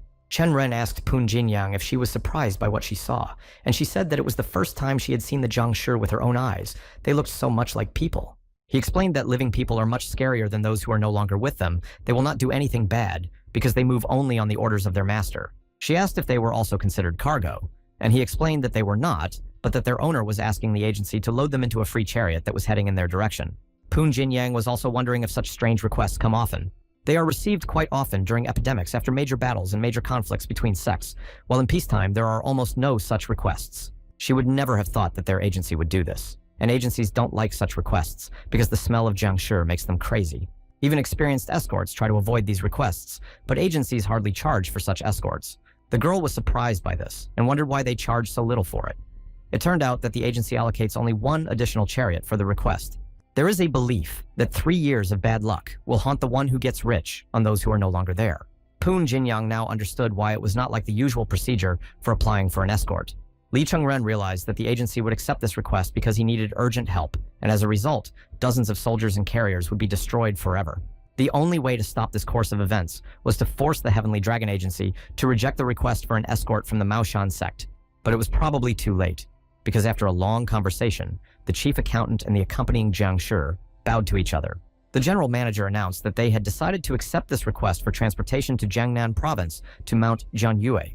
Since the Taoist has already sent postal pigeons to 3 sects, people will come to meet the escorts on the mountain. The chief manager asked for the registration book, and his servant quickly found it and handed it to him. The manager looked at the book and said that there should be several caravans in their direction, namely 12 heading to Jianghan province. He asked which of the 12 would like to accept the request, and the men held their noses, saying that if the Jiangshi went with them, they would slow down. They will have to constantly stop to open the coffins, to pour herbal decoctions, and check the talismans, and it is a lot of trouble on the road. The chief manager explained that only 1 additional chariot was needed for 10 coffins, and it was cold, so there was no need to worry about the smell. Is no one going to take on this task? Everyone was clearly indifferent to it. Chen Ren watched this, and thought it was great that no one wanted to take on this task, and he would use it to make them refuse. Suddenly, Li Binren slammed on the table and shouted that the agency was obliged to reject the request. He apologized to the Taoist for the inconvenience, but could he send the pigeons to the sects again and ask them to pick up the bodies from their agency? Everyone was shocked when the 3rd master spoke. He was one of 7 masters, responsible for dozens of escort soldiers. Chen Ren realized that this was his way of showing off for his friends and father, but it was a fool's act because the Taoist asked him to explain why he was refusing his request. Ben Ren explained to him that those who died were martial arts masters and fell at the hands of other masters, and the agency did not want to be involved in the conflict. It seems that he was wrong about something. These warriors laid down their lives in an attempt to stop a monstrous demon and perish at the hands of other masters of fiction. Ben Ren was still proving that his statement was not false, because they had died in the battle with the master, even if that person was a demon. The Taoist had nothing to say to this, because it was impossible to prove his case without evidence. He is such a fool to suggest that we should not believe the words of this man, even though he is dressed in the garb of a special sect. Li Chengren noticed that his friend was sitting on Ben Ren's left hand and muttering to himself. The fact was that all this time his brother was simply repeating what his friend was telling him with the help of sound transmission techniques. Li Binren finished expressing almost his opinion by hitting his fist on his palm, and his friend immediately fell silent, as if nothing had happened. The general manager thought for a long time about what would be the right thing to do in this situation, and decided to ask what the escorts thought. Do the rest of the 7 masters share the same opinion, to which I received the answer that they do not think so. Chen Ren thought that it was normal to hesitate. They would look too heartless if they agreed with Ben Ren. But this is the only way to refuse this request. The girl asked the same thing. Isn't it easier to refuse a request if no one agreed? He explained that the agency has a tradition of not refusing requests without a good reason. Jiangshi magic was created to bring bodies back to their homeland, to their families. If it were not for these soldiers, neither their country nor the agency would exist. So as a sign of honor, it became a tradition to accompany them for free, even if they were not soldiers who died on a real battlefield. These fighters ended their lives in a fight with a demon that has already killed many civilians, which means they should be respected as true warriors of their country. After finishing his speech, Chen Ren looked around and noticed that everyone was silently watching him. He asked her why she was looking at him so strangely, if he had something on his face, and she laughed and said that she was not the only one looking at him. And everyone else at the ceremony was also looking at him with their heads turned. But his father and older brother watched him most closely and with serious faces. Li Chengren was almost panicking from being in the public eye, and he couldn't understand why everyone was staring at him. Poon Jinyang explained that it seems that everyone present heard his speech about Jiangji. They are all experienced masters and know how to amplify hearing well, so when he spoke so quietly, they could still hear him. After his speech, the manager said that he was on the side of the Taoist from the Maoshan sect, and there was no reason to doubt his words. His thoughts completely coincided with those of the 4th master, and Chen Ren blamed himself for this because he had ruined his plan on his own. The general manager wanted the Northern Dragon convoy to take over the transportation of the Jiangshi, and he reminded Zhang's chief escort that mistakes in this mission were unacceptable. He bowed to the manager, obeying him at this stage, and only the king of the agency could deny his words. All missions were scheduled, and the triage ceremony was nearing completion when it was suspended again. The 2 eldest sons of the king of the agency were sent to the manager, saying that problems could arise if everything was decided unilaterally. The chairman asked the leader of the Northern Dragon if he had any objections. He explained that Zhang's group's destination was Yangzhou, 5 days from where the Jiangshi needed to be escorted. The manager had to be aware that the Northern Dragon had to deliver 120 tons of rice to Fujian province in 15 days. For this mission, they need all the soldiers and carriers, so the group has no time to delay. The manager understood what he was saying, but now everyone has problems. Therefore, they would be assigned second carriers and soldiers, and there was no more discussion about the fact that the older brothers were furious with this decision. Chen Ren wondered what he could do. He couldn't let this happen. He had to stop them before it was too late. He could think of nothing better than to raise his hand and nominate himself for this mission. Everyone was again shocked by his courage or stupidity. Ben Ren reminded them that there was only 1 month left before the capital exam, and he decided to go on a mission. The manager explained that only escort soldiers and porters could join this mission, and he could not allow a potential tragedy to occur, so he insisted. He said that he wanted to go as an accompanying Jurin, and they needed to know that the young master was capable of it. But Jurins don't go on escort missions. It's a rare event, but he'll make an exception for him. He understood how he felt about the brave deeds of the fallen, and he would rather stop, let them take care of the Jiangshi themselves, and let him prepare for the exam. Chen Ren passed the provincial exam only for the sake of rank and the opportunity to go on escort missions. The capital exam loses all meaning for him if he is not even eligible for it. People started discussing his decisions, thinking that he had matured and was still making bad decisions. The manager said that if he passes the capital's exam, he will be able to become at least a regional magistrate, but would he really give it all up for the position of an escort soldier? And so it was that Li Chengren clearly knew his purpose in this life and how to achieve it. The manager could not understand why he wanted to become a warrior so desperately. In the past, he had already had such a dream of becoming an escort warrior, and his friend thought he was drunk to dream like that. How could an ordinary carrier become a warrior? Since he was lame, he was advised to go to school and become a government official after graduation. While they were having a drink, the head of the escort, Gabulam, came to the restaurant. Someone from the escort approached him with gratitude because his son survived thanks to the medicine he gave him, and the head of the escort was happy to hear it. The reason why he wants to become a warrior, he looked at his father. He asked the escort soldiers why they chose this path. Did they become escorts because they lacked the talent to hold public office? He did not understand why being a government official was better than being an escort soldier. Do they really regret the years they spent on this noble cause? The soldiers began to answer one by one that how could they be sorry? They were very proud of their work. If they ask why he wants to become an escort warrior, he wants to become not just a simple warrior, but a respectable one. To live his life with dignity like all other soldiers, regardless of what other people think or say about it. For him, this direction made more sense than a public office. His father did not even know how to react to his speech. An escort warrior is a martial artist who dedicates his life to working for the escort agency, the king of the agency, Li Zhongsang, the escort commander. Huang Sok, Sang Li, Gab, Ren Li, Yol, Ren Li, Ben Ren, group leaders, pavilion leaders, chief escorts, all count as escort warriors. Just as swordsmen dream of becoming great masters, and scholars dream of becoming masters of writing, so escort warriors dream of becoming respected escorts. Only 4 people have managed to become famous throughout the Central Valley, 4 great and respected escorts who are respected among agencies as heroes. One of them, Li Zhongsang, was promoted to the rank of honorable in the Heavenly Dragon Agency, and he took another step and became known as the King of Escorts. All the others are also experienced warriors, and his answer knows exactly the place in their hearts. And then Li Chengren, the 4th master and youngest son, would turn everything upside down. Poon Jinyang laughed and reminded him that he had only one question, and everyone laughed and shouted that his friend was right about that. Shenren asked a lot of questions, and it was impossible to argue with him. He was completely right. He was called an incredible master because he bravely defended himself and his personal position, receiving understanding from the soldiers of the escort. But it will be all for naught if the king of the agency opposes his speech. But his father just smiled, clearly appreciating his efforts. The manager stated that the Heavenly Dragon Agency officially states Li Chengren will be hired as an escort warrior.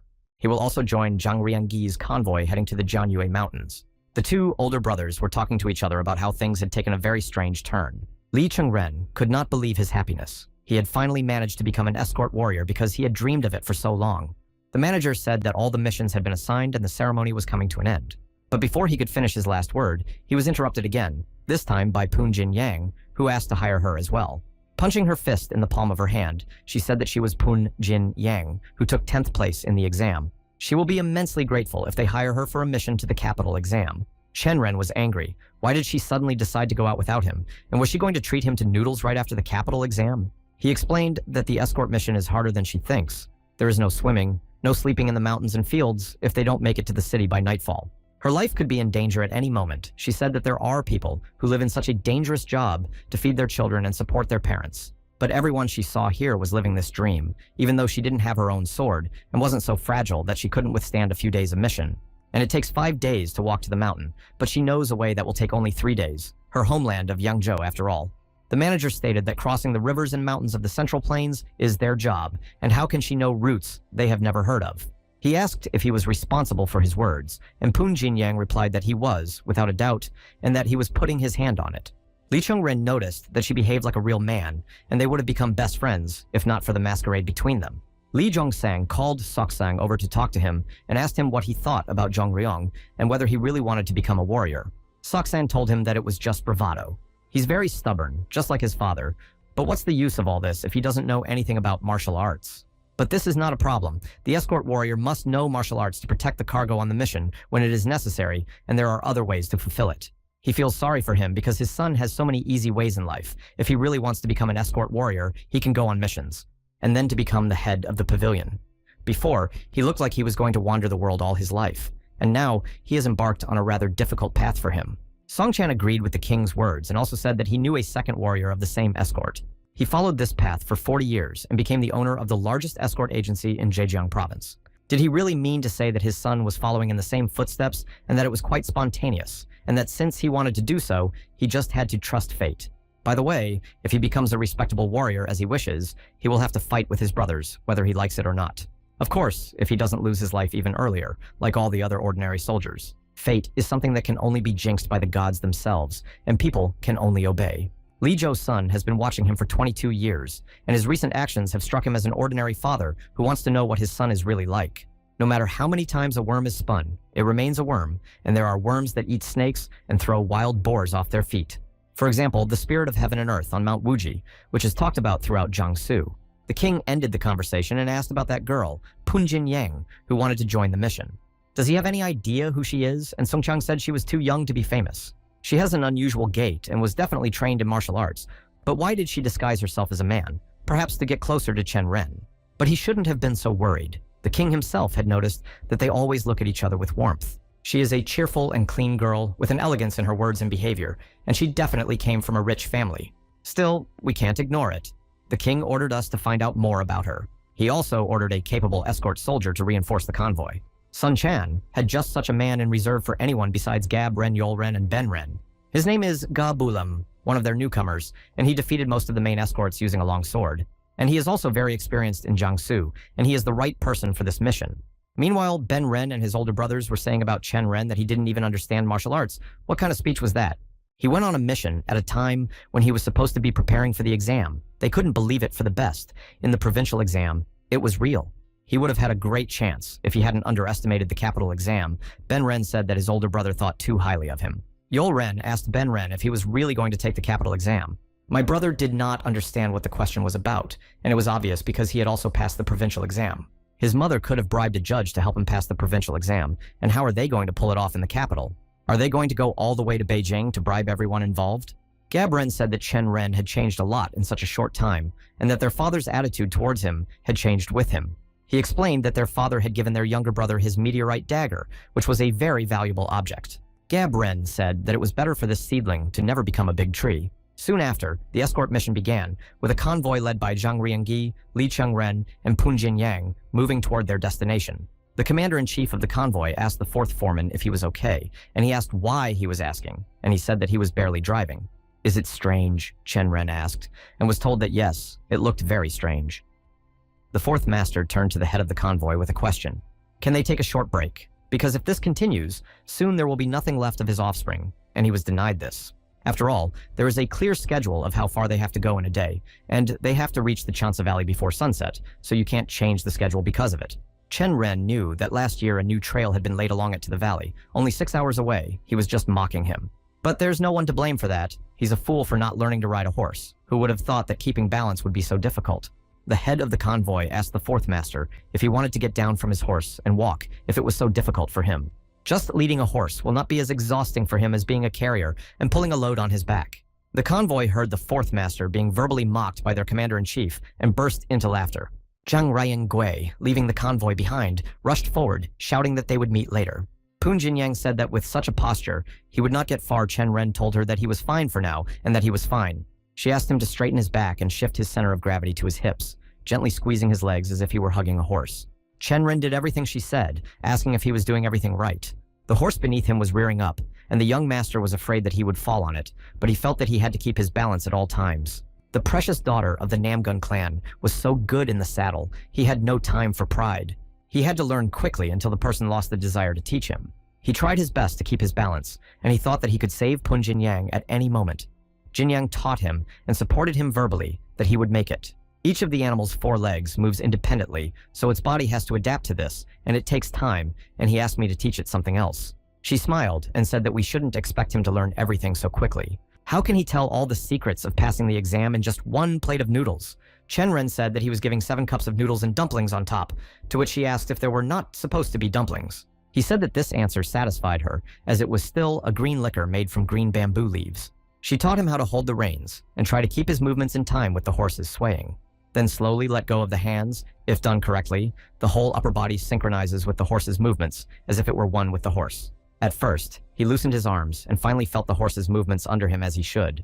Who would have thought that you could learn this just by following the instructions? It was definitely worth the extra dumplings. Poon Jinyang was happy to hear this and kicked the horse's ass with all her might and shouted that he would now work for Bamboo Liquor. The horse took off and galloped forward with all his might, and Chen Ren tried not to fall off his saddle. She shouted at him to do his best since she had taken over his training, because in critical situations, such methods are always much more effective. Chen Ren flew forward on his horse directly at the convoy, shouting at them to get out of his way or they would lose their lives. He was begging the horse to stop here, and the humiliation alone would not be enough. Serious injuries could result. But suddenly, he found himself thinking that he could feel his horse's movements again.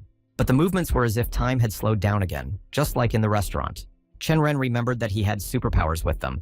He can now feel completely different movements and changes in his horse's behavior. He rode for 6 days, testing himself and learning new things in this business, and eventually he succeeded. He was caught up by Poon Jinyang, who knew he would learn quickly, but she did not expect him to learn so quickly, and he said that it was all thanks to his teacher. But without his abilities, he could not have done it so quickly, and the girl said that he could have just agreed, but it was hardly because of her. He thought that without Poon Jinyang, that is, without Namgun Soso, he would not have been able to cope. He handed her a flower he had picked on the way, and said that this was a gift for her. Poon Jinyang was outraged at why he was giving the flower to the boy, and he asked why not, because not everyone likes willows. She asked him to throw away that flower, or better yet, to blow it to the girl, and he thought that she was a girl. She blushed and said that, for example, she could give it to Lady Cho Yongyong. He asked where she could have heard this about him, and Yongyong said that only deaf people in Hangzhou do not know. He thought that it was his karma, or something like that, because Poon Jinyang wanted to ask him something. She gathered her courage and asked him what he liked about Lady Yongyong. Chen Ren asked if she had seen her before, and she replied that she had only met her a couple of times. Realizing that she had said too much, she corrected herself and said that they had never met before. Chen Ren laughed and said that they would introduce them one day. Although it was all a rumor, it is said that she is one of the 3 beauties of Hangzhou, and she is really very pretty. But it has always been the case that bees are attracted to the scent of a flower, not its appearance. Poon Jinyang asked if Yongyong smelled bad, and the 4th master laughed and explained that if you like a person, you like everything about them. Likes, habits, voice, eyes, pronunciation, and perspectives are only one factor among many, and even that is quite subjective. If the question was whether he liked her or not, he probably didn't like her, and her appearance was not really important to him. He sounds quite convincing for someone who jumped into the lake because of this girl, and he explains that he has rethought a lot of things when he was on the brink of death. She had heard more than she wanted to hear, and she didn't ask any more questions. Speaking of their agreement, would he tell her about the books he used to prepare for the exam? He said he didn't remember them all by heart, but he will definitely remember them a little later, and asked for time to do so. She stopped the horse and looked at him angrily, as if he was trying to turn away from her. If it is so important to her, he will be able to remember when and teach him acupuncture. Li Cheng-ren explained that during the exam he saw a pen with a steel tip. Such tips are used to hit acupuncture points, thus neutralizing the enemy, and she herself had studied this a little at the Martial Arts Academy. It will be difficult to teach someone this, and people don't teach martial arts to others that easily, or he doesn't know that, and he only asked for the location of these points. Critical points are also called mute points, to leave the possibility of speaking, and paralyzing points by striking, which can neutralize the enemy. Isn't this information a secret? She was surprised that he didn't even know this, because Chen Ren is the 4th master of the agency. But he said that if he didn't want to talk, he should forget, because he couldn't remember anything about the provincial exam anyway. She gave up and said that she would tell him about the dots, but for some reason, she felt that she was not getting any benefit from it all. Meanwhile, the convoy was passing through the mountains, and a small obstacle arose on their way. Zheng Riangyao raised his hand to the mountain, ordering the entire convoy to stop. This alarmed everyone. Most of them wondered what could have happened and decided to just watch what would happen next. The commander asked why the 2 of them stuck their noses out in front of Chen Ren, asked if all the escort soldiers shouldn't be gathered together in such a situation. The commander-in-chief said that he did not seem to know much about the world of escort soldiers. Li Cheng-ren asked him why he didn't teach him this, if that was the case.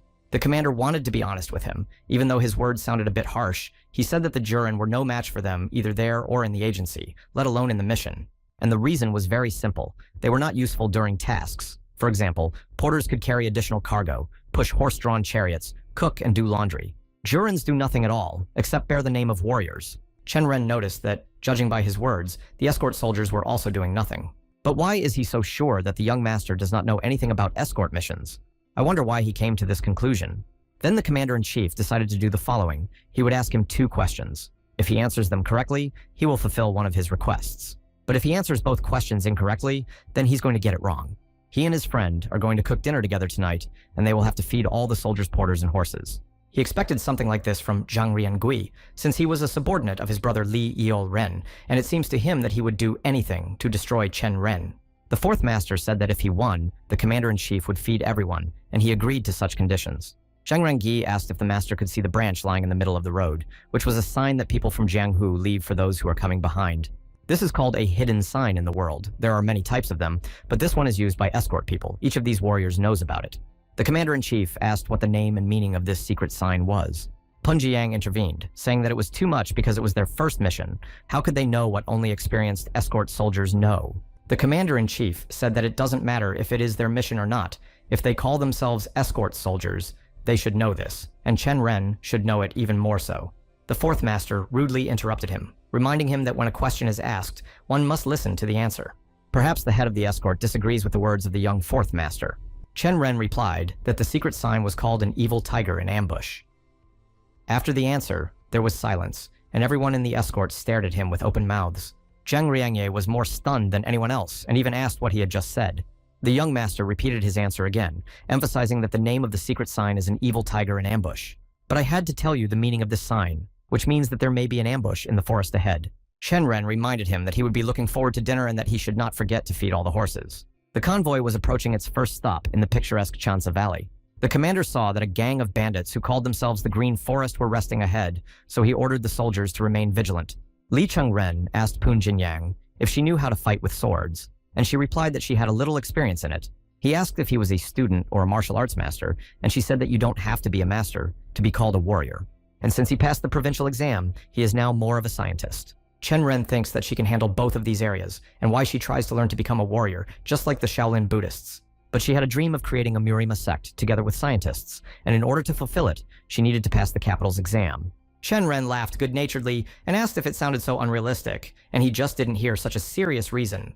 But I definitely did not expect her to share this with him. She was preparing for the future. If she became a martial arts master, she would come up with her own technique.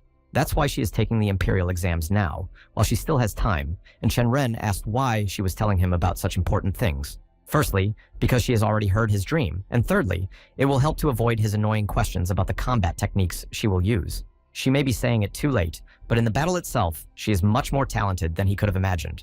He thought that she was saying that she was going to fight, even though he didn't like bragging, and felt that he sincerely wanted to support her. He just said that unfortunately, they wouldn't fight, so she didn't have to worry about it. She didn't understand what he meant by that, but he explained that instead of shedding each other's blood, it would be more efficient to use money. A man named Yom Wang was on his way to the head of the Kushan camp, and he addressed Commander Zhang, saying that they had not seen each other for a long time. The commander asked him if everything was as usual, to which he laughed and replied that if something had happened, he would not be standing here now. Yom Wan-du noticed that this time they had a lot of goods and asked where they were going. Zhang Rianyi said that they would stop by Yangzhou and then head to Mount Jiangnu, to which he said that it was a long way. He mentioned that there was a heavy rain last night and the river level rose, so they will not be able to cross it now and will have to wait at least until tomorrow. With no other way out after the rain all over the valley, they had no other option but to wait it out. It was not good. They had to get out of the valley at any cost, and people could not oppose nature itself. Since it happened, Yomwan-do offered to eat with them all, as they were cooking the prey that was wandering around their camp. There would be enough meat for everyone, and Chen Ren was alerted by his friendliness. Zhang Ryangui hesitated, but they had no choice at the moment. So he ordered the escort soldiers to dismount and the porters to lower the cargo, because they would wait here for a while. Following the order, they tied up their horses and sat down on the ground to rest and eat. Zhang Rianji and Yomwan-du had a fun lunch together and had a lot to talk about, so they sat separately from the others. Chen Ren ate tough meat and thought that it would be impossible to tell whether he was eating meat or dry root. Pun Jinyang asked him if it was always like that, and he explained that the main attendants are always well fed wherever they go. She didn't quite mean it, but she asked if it was really calm to sit and eat with such people, or if it was a common thing for them. She seems to not know much about what is happening in the agency and on missions. She thought that when she met a green forest, she would have to organize a massacre. If we had to do this every time, there would be no soldiers and carriers left alive, and the same goes for bandits. She still couldn't believe that it was that simple, and those who applied for the delivery might feel betrayed if they saw it. He explained that something could always go wrong, and then a fight would be hard to avoid. For example, when the leader of a stronghold changes, when they demand an unprecedented amount of money for moving, or when groups of accompanying agencies do not consist of people they already know, there are various factors to consider.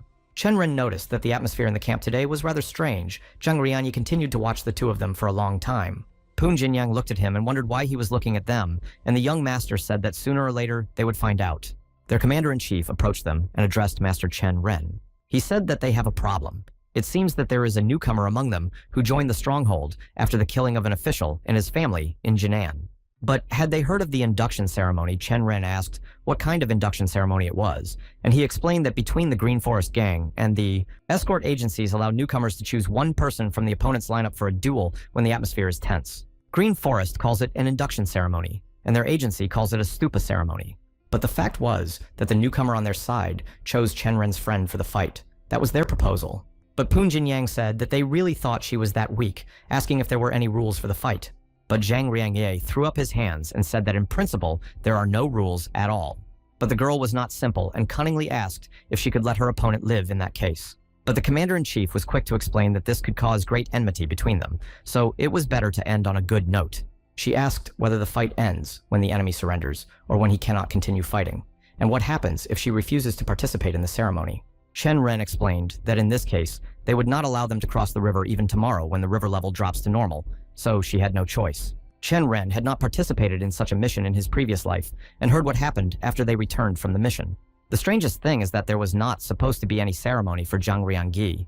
It was he who persuaded the leader to find a newcomer and arrange this absurdity to fight him. If he could, he would have sent him to the match, and he would have had problems if the fourth master had been injured in the match. So he forces his friend to take part in it, because that way, he will have to take responsibility for it.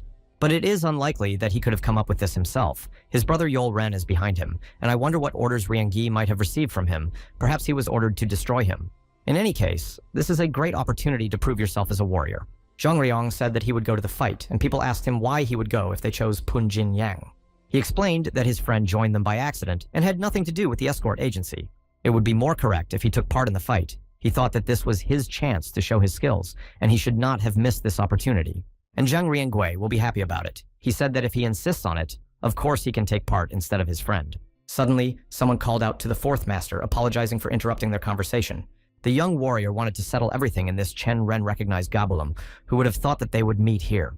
Ga Bulam asked the young master for permission to participate in his place, and Chen Ren refused. He had already decided to participate on his own, and the young warrior insisted on reconsidering this decision. Suddenly, Poon Jinyak stood up from her seat and shouted at them to shut up, as if they hadn't heard what the gang wanted, and she would take part and no one else. Chen Ren sternly replied that this would not be the case, reminding her that this was a personal matter of the escort agency, to which she had absolutely nothing to do. Moreover, this was now a yogi's fight. Picking up his weapons and leaving them behind him, he confidently moved towards the gang of Green Forest. Chen Ren approached one of his agency's porters, who was peacefully eating his lunch, and noticed that a fourth master was standing in front of him. He quickly got up from his seat and bowed to him, and the master of the agency wanted to ask him something. The bearer was afraid to exchange swords with him, but did not realize what the master had asked him to do. But Li Chengren repeated that he was exchanging his sword for his palaver, and the bearer gladly agreed to hand him his weapon. The swords of the agency's warriors are of quite high quality, but the palaces of the carriers are rough and ungainly and heavy. But the fourth master remembered these feelings because it was his sword, which he had wielded in his previous life for 30 years. Chen Ren explained to the commander that this was his ceremony of entering not only the camp, but also the ceremony of entering the escort, so he would choose his own opponent. They are a convoy of the Heavenly Dragon Agency, and they must not forget that the bandits should not have any influence on them. But he must understand that this is not a child's game, but also not a fight for survival. They will still be using real weapons against each other, so they may not be seriously injured. Therefore, the fourth master must remember that it was his own decision. Chen Ren asked him why he addressed everyone as escort soldiers and called him the fourth master, and he said that he was the fourth master. He recommended that he keep it simple and call him Li's escort warrior. The commander-in-chief said that he was more comfortable calling him the fourth master, and he realized that he simply did not want to recognize him as an escort soldier. Chen Ren said that in that case, they would make a bet because there are rumors that he likes that kind of thing. If he loses in a battle, he will fulfill any request of the commander, who can even drive him out of the agency or make him a carrier. But if he wins this battle, he will become the commander-in-chief of this convoy. Zheng Riangye explained that it would be difficult to do just as it is impossible to change horses on a crossing, nor is it possible to change the head of the convoy in the middle of a mission. Then he proposed to make him acting for 3 days, as the rules definitely allow. He knew all the rules well, so the commander-in-chief agreed to his terms to see what his overconfidence would cost him. Chen Ren approached the bandits of the Green Forest and looked at each one in turn, choosing a worthy opponent. He chose the biggest bandit over there, and he called him the biggest-headed one of them all. Everyone began to ridicule Chen Ren, and the headed thug asked him if he even realized who he was and with whom he was messing. He was known as the Buffalo King of Demons, and was also the deputy leader of the Kunshan camp. Chen Ren said that they have the head of the Blade of Hades, and his deputy Buffalo King of Demons. It seems that only the greatest creatures of hell have gathered. He introduced himself as a new escort warrior of the Heavenly Dragon Agency. Li Chen Ren Buffalo said that there was too much pathos why he chose him. Chen Ren replied that he chose it because there is no better offering than the head of a buffalo. He waved his weapon at him, called him an insolent scumbag, and said he would destroy him along with his excesses. He was not only strong in appearance, even a light hit could be fatal for him. But it was a good thing, because in this way, he could test his skills in a real fight as soon as possible.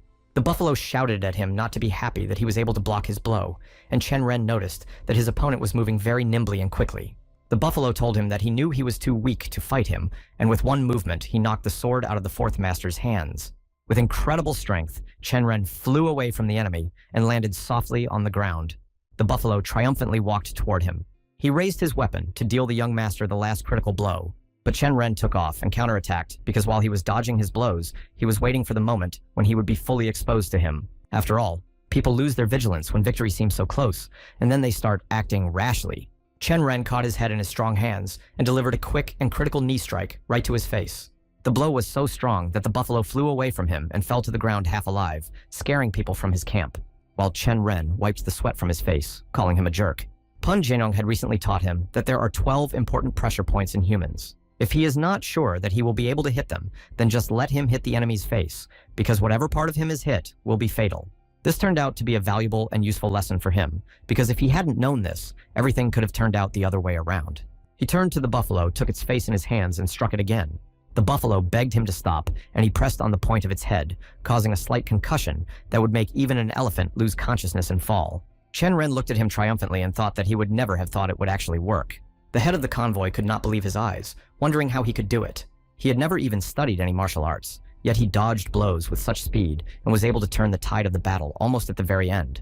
Chen Ren wondered why everyone thought he had never studied martial arts, and Pun Jinyang explained that this insult was clear from his movements. Clumsy and without form, as if he was moving intuitively, he laughed and asked if it looked like he could move. She denied that she was trying to say that it looked like he was born for this. She couldn't believe that such a talented man hadn't studied martial arts before, why he was wasting his life on all sorts of nonsense. Suddenly, the head of the escort appeared behind them and congratulated him on passing the ceremony of joining the escort.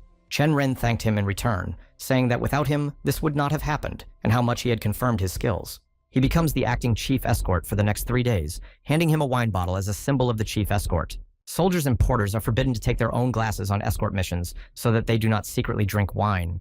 But the head of the escort is an exception to the rule, because they develop a little wine for everyone if they need to raise their morale. Since this rule has been in place for a long time, the most ordinary wine glass has become the object of the escort's head popping up. Chung Rin told him that he had been having problems with his business lately and hoped that he would have a good rest, while everything was under his control. He called the escort warrior Gabulam to him and ordered him to gather all the porters and soldiers of the convoy. And he announced his first order as acting head of the escort. For the next 3 days, all the escort soldiers will walk the route on foot, and the carriers will learn to ride horses, and the soldiers will help them. Negotiations began among the soldiers and convoy bearers, none of whom expected such a decision and changes in the usual way. This is the order of the head of the escort. If someone disobeys, they will be severely punished, according to the rules of the Heavenly Dragon Agency.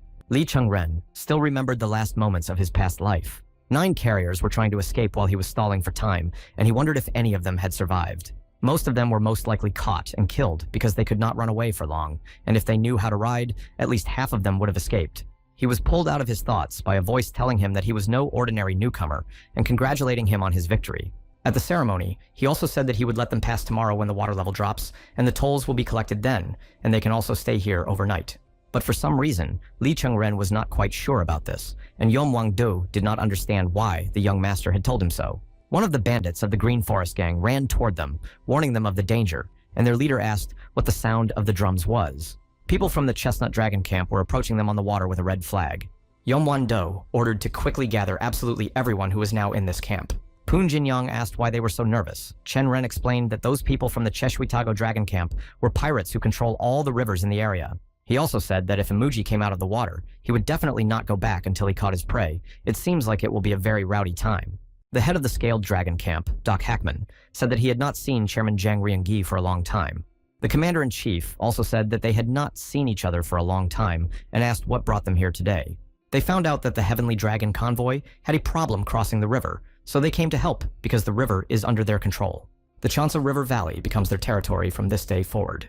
If the agency has any problems with transportation, they can simply ask them for help instead of the bandits. Yomwan-do was furious at his words and asked him what he was doing, and he said that he had heard of him and introduced himself as the head of the Cheshwitago Dragon Doc Gakman. But the gang leader became even more enraged because the valley had always been under the control of the Big Turtle camp. It was impossible to take over territories just because the river flooded them. What kind of nonsense is that? He knew that the valley sometimes floods, and that even in the dry season, one night of rain would be enough to make the river overflow its banks. Doc Hackman said that doesn't that mean the valley should belong to them, but the leader said that he didn't seem to understand it well. They were surrounded on all sides by the people of the Green Forest, ready to fight for their territories at any moment. The leader of the Green Forest asked if he knew why this mountain was called Kunshin, because the poisonous monster Kun lives here. Poon Jin-yang asked Chen Ren what kind of Kung was this, and he said that it was the poisonous Kung snake from Mount Kunshin. This is the name of a snake that lives here, also called the seven-step viper, and if it bites someone, they will be dead before they can walk 7 steps. It looks like they lubricated the arrowheads with its venom, which is usually yellow, but these are almost red, so even a scratch is enough to instantly kill it. And what did she expect from the bandits, who are all the same, taking each other's territories for nothing and greasing their arrows with poison? And this is probably just the beginning. In a previous life, there was a great battle between these two camps, and the Scaled Dragon camp emerged victorious. After capturing the valley, they lowered the gangway so that the Heavenly Dragon's escort could bring the chariots aboard. But the latter could not support the weight, and the cargo fell right into the river. The convoy still had to wait another day until the water level dropped to normal to cross to the other side. Chen Ren thought that in this life, he could now do without battle and sacrifice.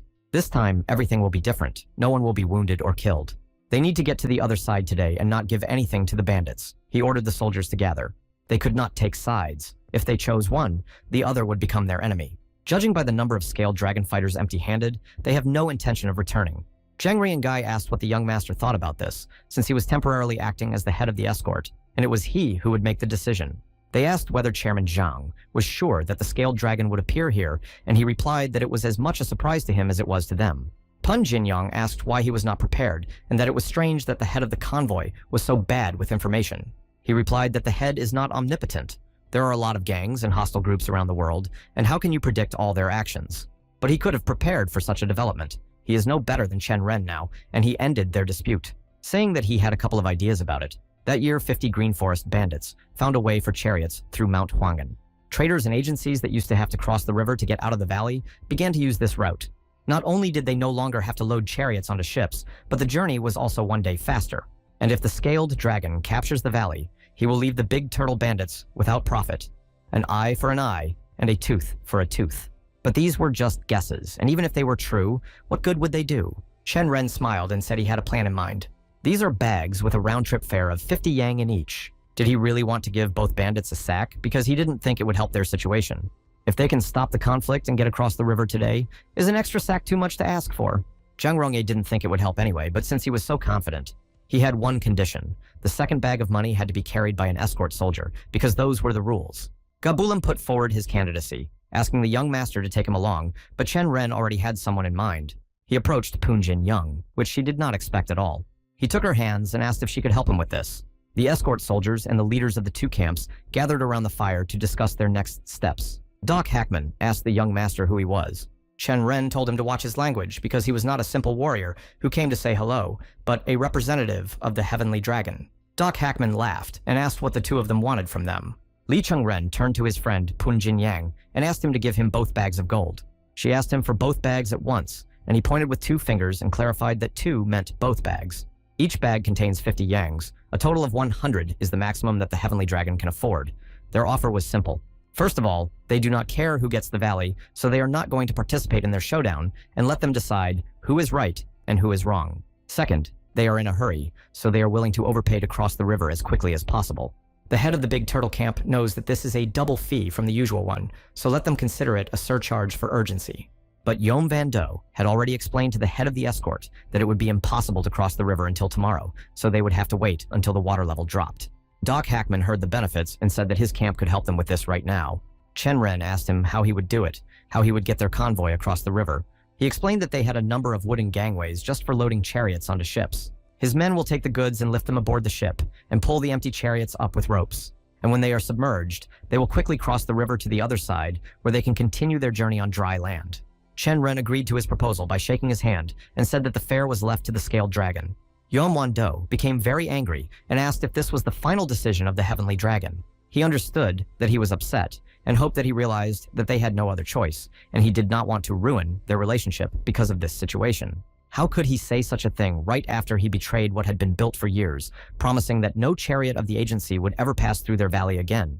Chen Ren said that he would simply ask the scaly dragon to help them with this. The fare goes to the person who helps you to get there. He does not understand why he is accusing the agency. Maybe he is just taking out his anger. Since he could not do anything to the scaly dragon, these words made him very angry, and he even overturned the cauldron with food. Yom Wan Do said that everyone began to underestimate them only because their camp became smaller than the others, and that they might be ready to challenge the Green Forest Alliance. Perhaps he wants to say that he is provoking them to a big battle on behalf of his alliance. Yom Wan Do began to make excuses that he didn't mean it. But Chen Ren laughed and told him to relax. It was just a joke, because such decisions are not made on the spur of the moment. Although, as the fourth master of the Heavenly Dragon, he could have done this because he had defeated his replacement. He even got the post of temporary head of the escort, or maybe they thought it was just a coincidence. He decided to ask again if this was an invitation to a big fight, and if so, his men would go to the agency to inform his father. After all, a young master loses almost nothing, but he can say goodbye to his life for such words. Yom Wan Do admitted his defeat and turned his back on them and shouted to his men to get out of here. Doc Hackman told Chen Ren that he admired his determination, and Chen Ren explained that he had to understand that he would have to return to normal relations with the camp. The Great Tortoise will no longer be available, which means that the Green Forest Alliance will be at odds with the Scaly Dragon, and he should not forget this. Doc Hackman slammed his fist into the palm of his hand in agreement with his words, and the year-old alliance represented by his group would never forget his wise decision. Zhang Rangye was shocked by this situation and said that this could not have been allowed to happen if it had not been a dispute between small camps. But with the River Alliance and the Green Forest Alliance involved, you can't take sides, especially when it comes to the Scaly Dragon, who has upset the balance. Chen Ren laughed right in his face and said that he thought he was just waiting for him to embarrass himself in front of everyone. But he realized that the young master had guessed, so he told the truth, that before the mission began, the second master had told him not to restrict him in any way. He thought that if he had little experience, he would embarrass himself, and then his father and the entire agency would be disappointed in him and why he was interfering with everything going according to their plan. He was first of all devoted to the Heavenly Dragon Agency, and only then to the second master. He joined the agency when he was 12, and Chen Ren was only 6. He started from the very bottom and worked his way up to the level of the head of the escort. The Heavenly Dragon Agency is the place where he spent his entire youth. Chen Ren thought that this was some kind of deception on his part again, that he was trying to make him feel nostalgic. But the head continued that he did not care what he and his brother did not share. He was just an ordinary escort warrior who was like a blade of grass swaying in the wind. But even so, he cannot allow the agency to be harmed, which is his only wish as an escort warrior. If he was so worried, he could have behaved normally from the very beginning, but for some reason, it looked like he was constantly laughing behind his back. But the chairman explained that he thought that this position would be too difficult for him, and he just gave up. He even conspired with the head of the big turtle. Chen Ren asked if this was because more money had been prepared than needed, and the commander-in-chief said that it was. It sounded like the truth, but who would have thought that he would meet a real escort warrior here? But Li Chengren only told him what his escort had heard, not expecting the master to react so calmly to his words. But the young master told him not to worry. If something went wrong, it would be his personal responsibility. Poon Jin Yak caught up with him and showed him the hidden bag of gold and whispered what they were going to do with it. The young master told her to keep it until he told her to, and she demanded to know why she was doing it at all. She wanted to help resolve the conflict, not to pocket the money. He reminded her that a man should always keep his word, and once he agreed to help, he had to see it through because no one should guess. But suddenly, they heard a loud sound and turned around to see what had happened. They saw that one of the chariots that was being pulled onto the ship by ropes had broken loose and fell into the river, breaking the gangway. Chen Ren approached Doc Hackman and said that they seemed to have a problem. He asked if the chariots of their agency had always been so heavy on this ramp for 10 years, but this was the first time it had happened. It seems that the chariot was indeed heavier than it seemed at first glance. It was made of oak, which absorbs moisture well even when covered with oil. His group will have to return to the base for new ladders, and if you put them one on top of the other, they should hold, but at least until tomorrow. Tomorrow the water level will drop, and they will be able to cross the river anyway, so what's the point of loading on the ships? Doc Hackman asked him to save his face. At least this time he would not be in debt.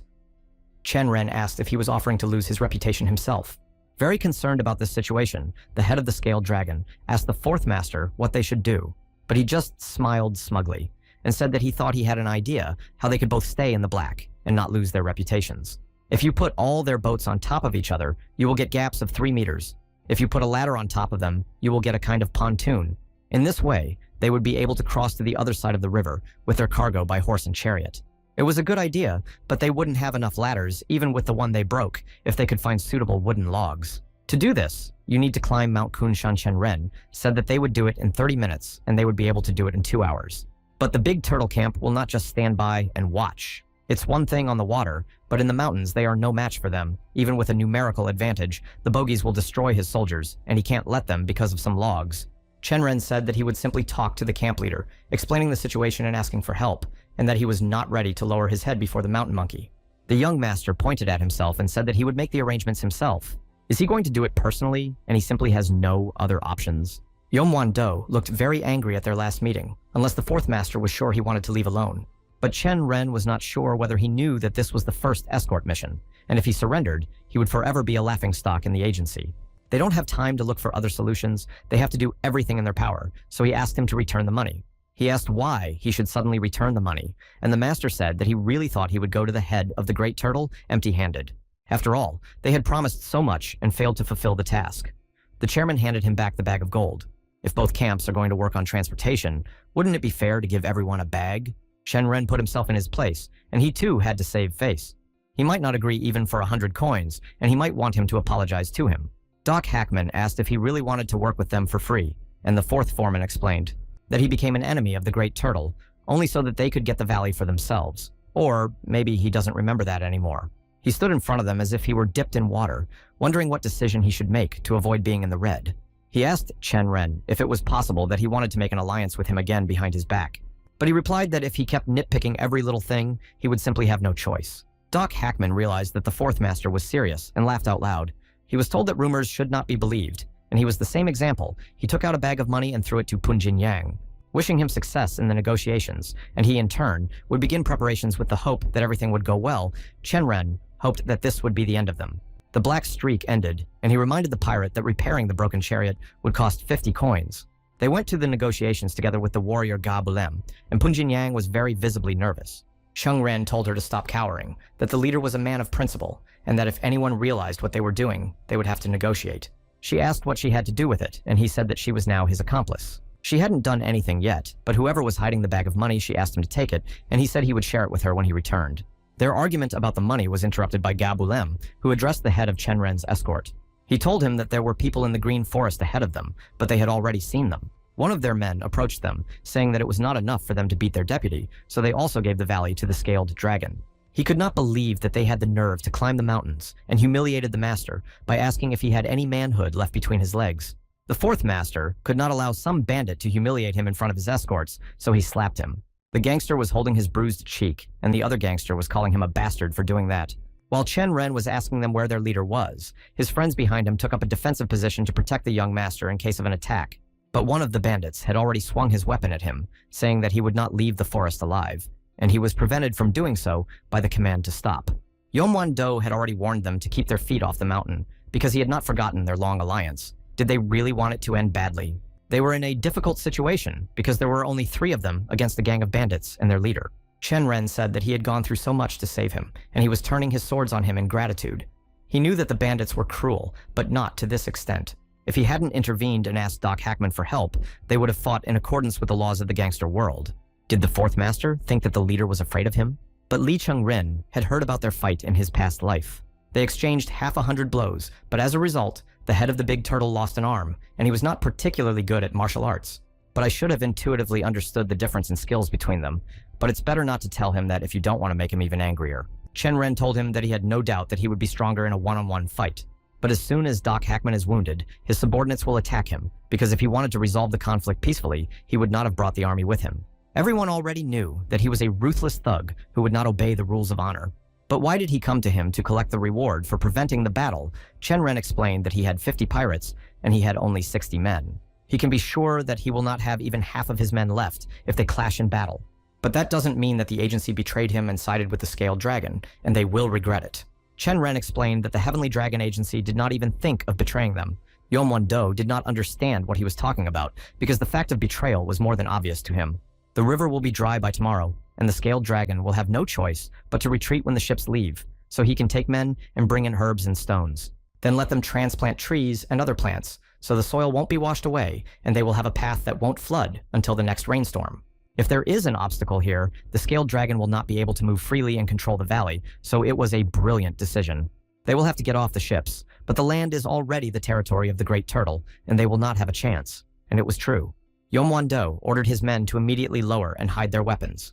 He told the young master that there seemed to be a misunderstanding between them and apologized for making so much noise without understanding. Chen Ren said that it was too early to relax because the Scaled Dragon's gangway was broken, so they could not ferry the convoy to the other side. But the agency is in a big hurry, and for everything to go according to plan, they need them to leave without the leader suspecting anything, so he asked what he needed. They needed hundreds of logs no thicker than a human hand to make a pontoon, and he asked that they drop them at the foot of the mountain. Yomwon-do asked if he really wanted him to lower his head in front of those bastards, even though they owed him a favor, but they couldn't do that. Chen Ren looked slyly at Poon Jin Yang, hinting that she would now have to get something hidden from everyone. He told him that only they would lower their heads. Doc Hackman asked him to give him 50 coins for his joint work. He was outraged because he hadn't even taken the valley for himself for an hour, and now he wanted him to work with him for 50 coins. He was completely crazy. Chen Ren asked him to agree, because the valley would soon return to his hands anyway, and they had almost succeeded in deceiving them, so why make this noise again? Yomwang-do heard that the fourth master had become the best in the exam, and now he realized that he was not among the fools. He agreed and said he should consider it gratitude for his help, and Chen Ren said he was just doing what he had to do. But the leader didn't want to be in debt, so he started looking for something behind his back. He took out a small tube and handed it to him, saying that it was a gift for him, and the young master was curious about what was inside. This was Kuhn's poison, which could only be found in his camp, and at the bottom of the cloth was a finger-sized cloth, completely soaked in it, enough to defeat an elephant. He has heard that such a powerful poison is worth as much gold as what it can destroy, and he is sure that he wants to give him a thing of that value. This would be a sign of his goodwill in response to the loyalty he had shown them, and he asked to receive him, and also to take the money. Holding Kuhn's poison in one hand and a bag of money in the other, he did not understand why he had returned the money to him. The reward they will receive is full control over the valley and its future security. Since they have failed to protect it themselves, they should at least repay those who helped them with this. They were completely shocked by the course of events, and Chen Ren said that this was not part of his plans at all. They returned in complete silence, and Chen Ren noticed that Poon Jin Yang was looking strange, so he asked her why she was pouting. She said she was a little shocked by the events of the river crossing, the pirates who almost started a fight and the broken pontoon. All of these problems just happened to be solved at once. Gabulim said that this was a small part of what they had achieved. The valley had always been their main problem. If they could build a way without flooding, then they will have the most direct and shortest route. It is difficult to say how much benefit they received for almost nothing. Chen Ren even thought this through in advance. It's good that everything went almost completely according to plan. No matter how stupid the camp leaders were, he succeeded not because he was more cunning than them, but because he knew the future. You cannot relax because of a small success. You must constantly train to become stronger. Gabulim wanted to ask Chen Ren. He said that he gives the head half of all the coins, and he noticed that the agency gave him 3 bags of 50 coins each, so isn't half of 150 coins 75 coins? Then why did the head of the big turtle take 50 as if it was necessary? Poon Jin Yang began to panic that they would be discovered and put in jail. Gabulim had a request to the fourth master, because he ordered the escort soldiers to go on foot. He asked to make an exception for him because if they want to complete the mission without any problems, they need at least one experienced scout on horseback. Chen Ren wanted to object to him, but he said that such a trifle was not a problem for him. Without listening to his decision, he walked away proudly and confidently, because the master had no choice but to agree. Poon Jin Yang did not miss the opportunity to also beg for a request. She wanted to sleep under the roof at least tomorrow. Catching up with Gabulim, she said that she hadn't felt the softness of a bed in so long, and that she needed a hot bath because she was so sweaty. Chen Ren felt outraged and said to himself that this was not part of his plans at all. The day after they left the Chansa Valley, the convoy arrived in Yangzhou for their first destination. The merchants were given all the silk, with which all 5 horse-drawn chariots were filled. The only thing left to do was to transport 9 coffins from Jiangshi to Mount Jianyu. Zheng Rianjiayi asked the 4th master if everything went well, but he did not understand what he was referring to. After all, the master even skipped breakfast to go with his friend and warrior Ga on some unclear business, but he assured him that he had already dealt with it. But the chairman hinted that his clothes smelled like fried chicken. He also asked suspiciously whether the agency had any problems with money. Of course, he says that he has figured out everything, or maybe he thinks that the bandits would join forces to help them cross for free. But Zhang Riangye said that he was just drunk. He didn't have to make such an excuse, and Chen Ren, running away from the conversation, shouted that this was his main problem. He drove up to Punjin Yang and asked how much further they had to go, and she told him that it usually takes 5 days to get from Yangzhou to the mountain, but they could make it in 3. If they took a shortcut, he asked what kind of shortcut. She said that their short journey would be through a weeping forest. This place is filled with beautiful trees. In the summer, they are covered with flowers. Now it is autumn, they can taste chestnuts and hazelnuts. He asked why the road is short and has a beautiful view, so why is it not used? Agencies and merchants used to walk along it, but 20 years ago, followers of the Dragon's Glory cult settled there. The name is cool, but in fact, it is an evil cult that worships some unknown god, and their classes are also very strange, and they suffer from some mystical sores. Their basic idea is that if you have something wrong with a part of your body, you need to cut off the same part of a healthy person's body, and they hunt people. Many of their victims are already famous traders and warriors from large associations, and local agencies have tried to unite to deal with them once and for all. But this forest is too big. Cult leader is not without intelligence. They set many traps, and their scouts are scattered almost all over the forest. If they are going to win in time by going through a weeping forest, it is better not to do it. Punjin. Yang said she understood his fears, but nothing bad would happen to them as long as she was with them. He asked them how he was so sure about that, and she said it was a bit personal, but said that the occultists in that forest were very afraid of her grandfather. Everyone looked at each other, but only Chen Ren knew her secret and who her grandfather was. The Heavenly Dragon Agency's convoy arrived at the Weeping Forest late at night. Li Chen Ren thought that he did not feel any cult followers nearby. They have saved a day in the valley and will gain another if they go through the forest, a difference of 2 days, and they take the second route. If Chen Ren had not changed anything, the martial artist would have appeared at the foot of Mount Kigma and destroyed the entire convoy.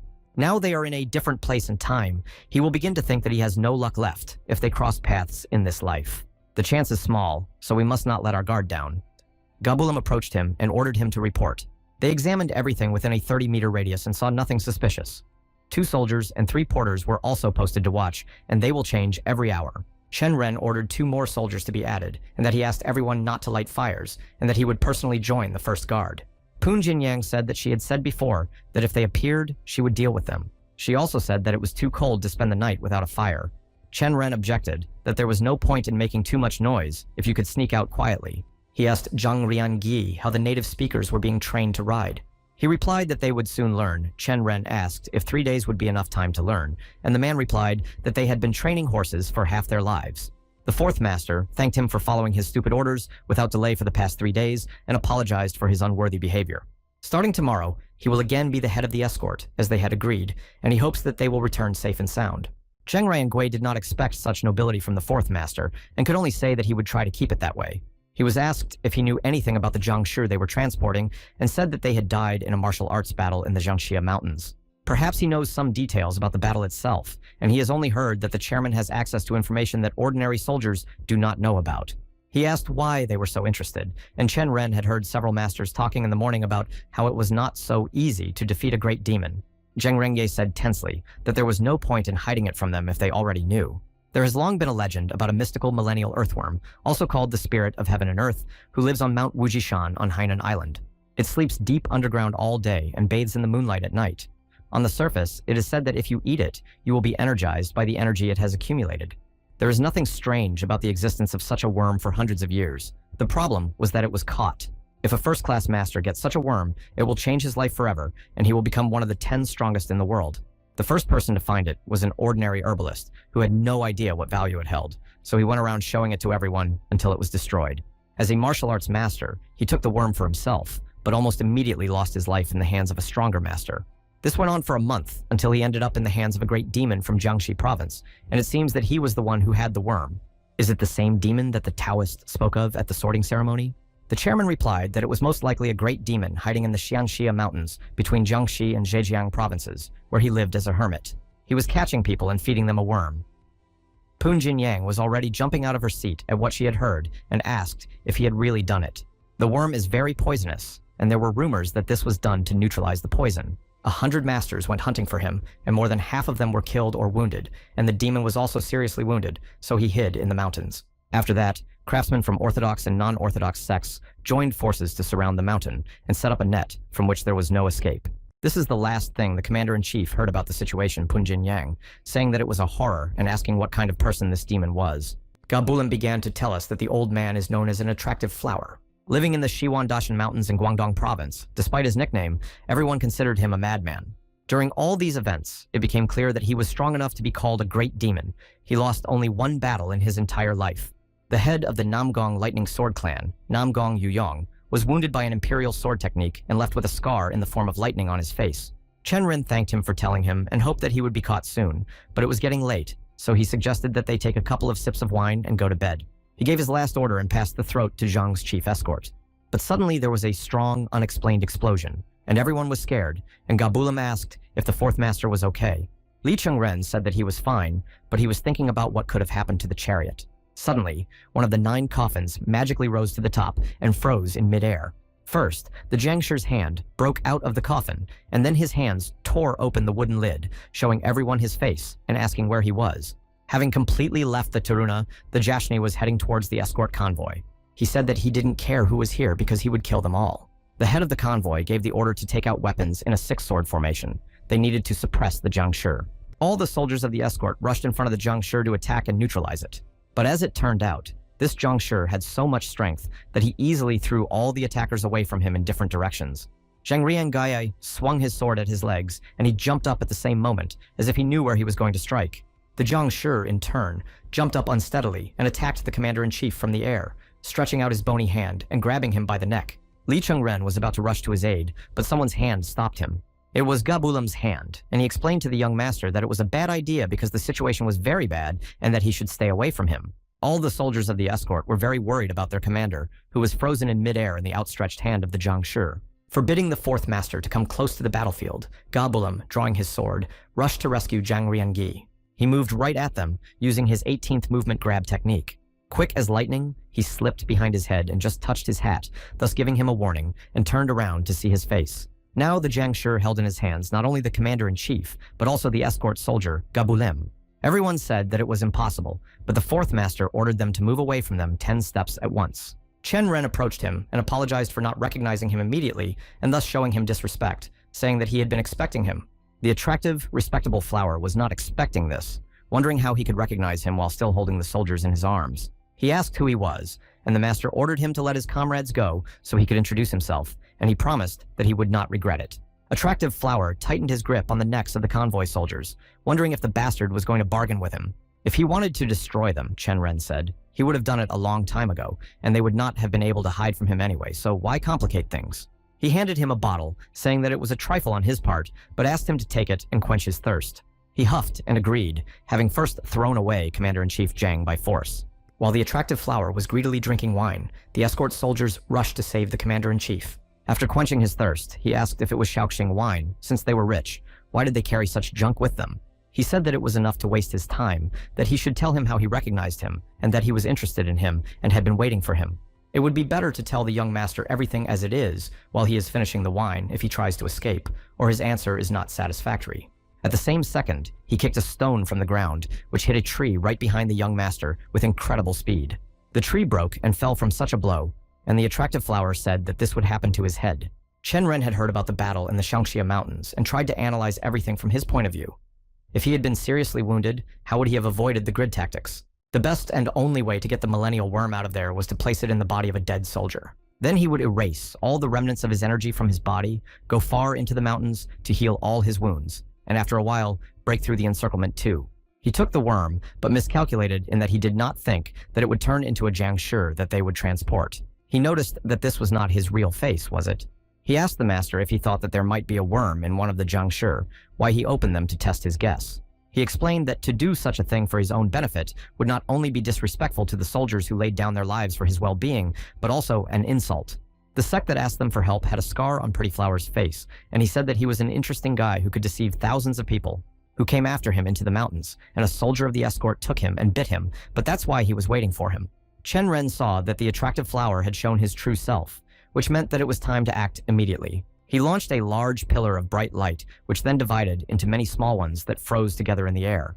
As soon as Chen Ren did this, the hand of the attractive flower was already approaching him to destroy him for such an act, and he asked what he had done. He was pinned to the ground by a strong arm and said that this was a net tactic from which he would not be able to get out. It was a signal that he had been spotted, and in half an hour, there would be 30 sects gathering here and bringing thousands of soldiers to kill him. Attractive Flower was very angry about this, calling Chen Ren a bastard and shouting that he would destroy him. But the young master said he would help him break the chase and get out of here, or maybe he wanted his remains to be fed to dogs.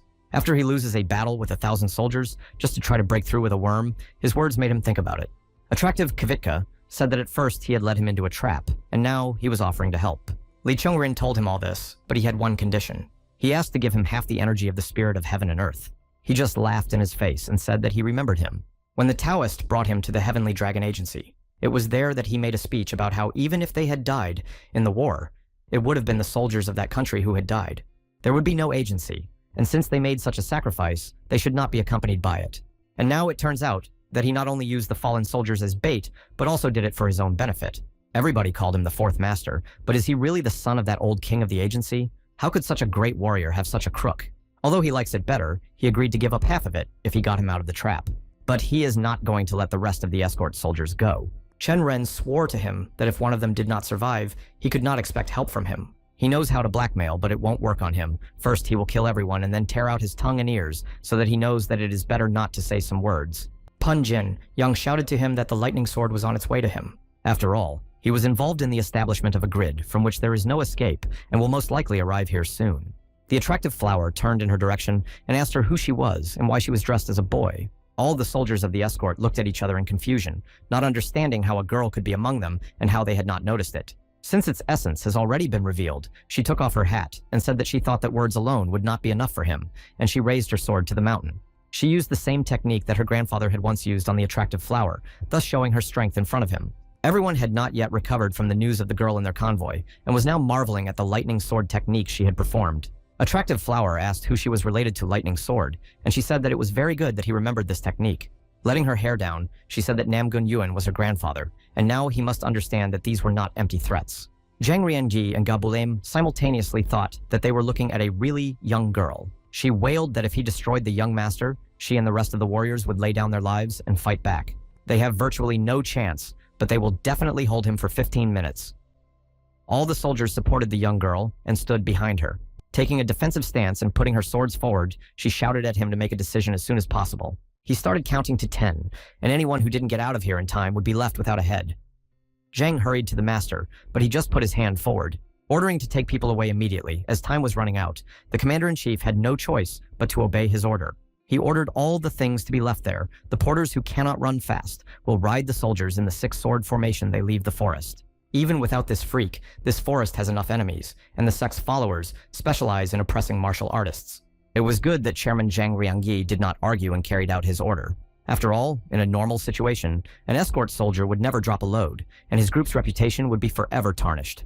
But this is much better than dying so senselessly at the hands of a great demon. This will be his burden for the rest of his life as a convoy officer. Namgun Soso ran up to the young master to help him get up and said that she would explain to him later why she was dressed like that.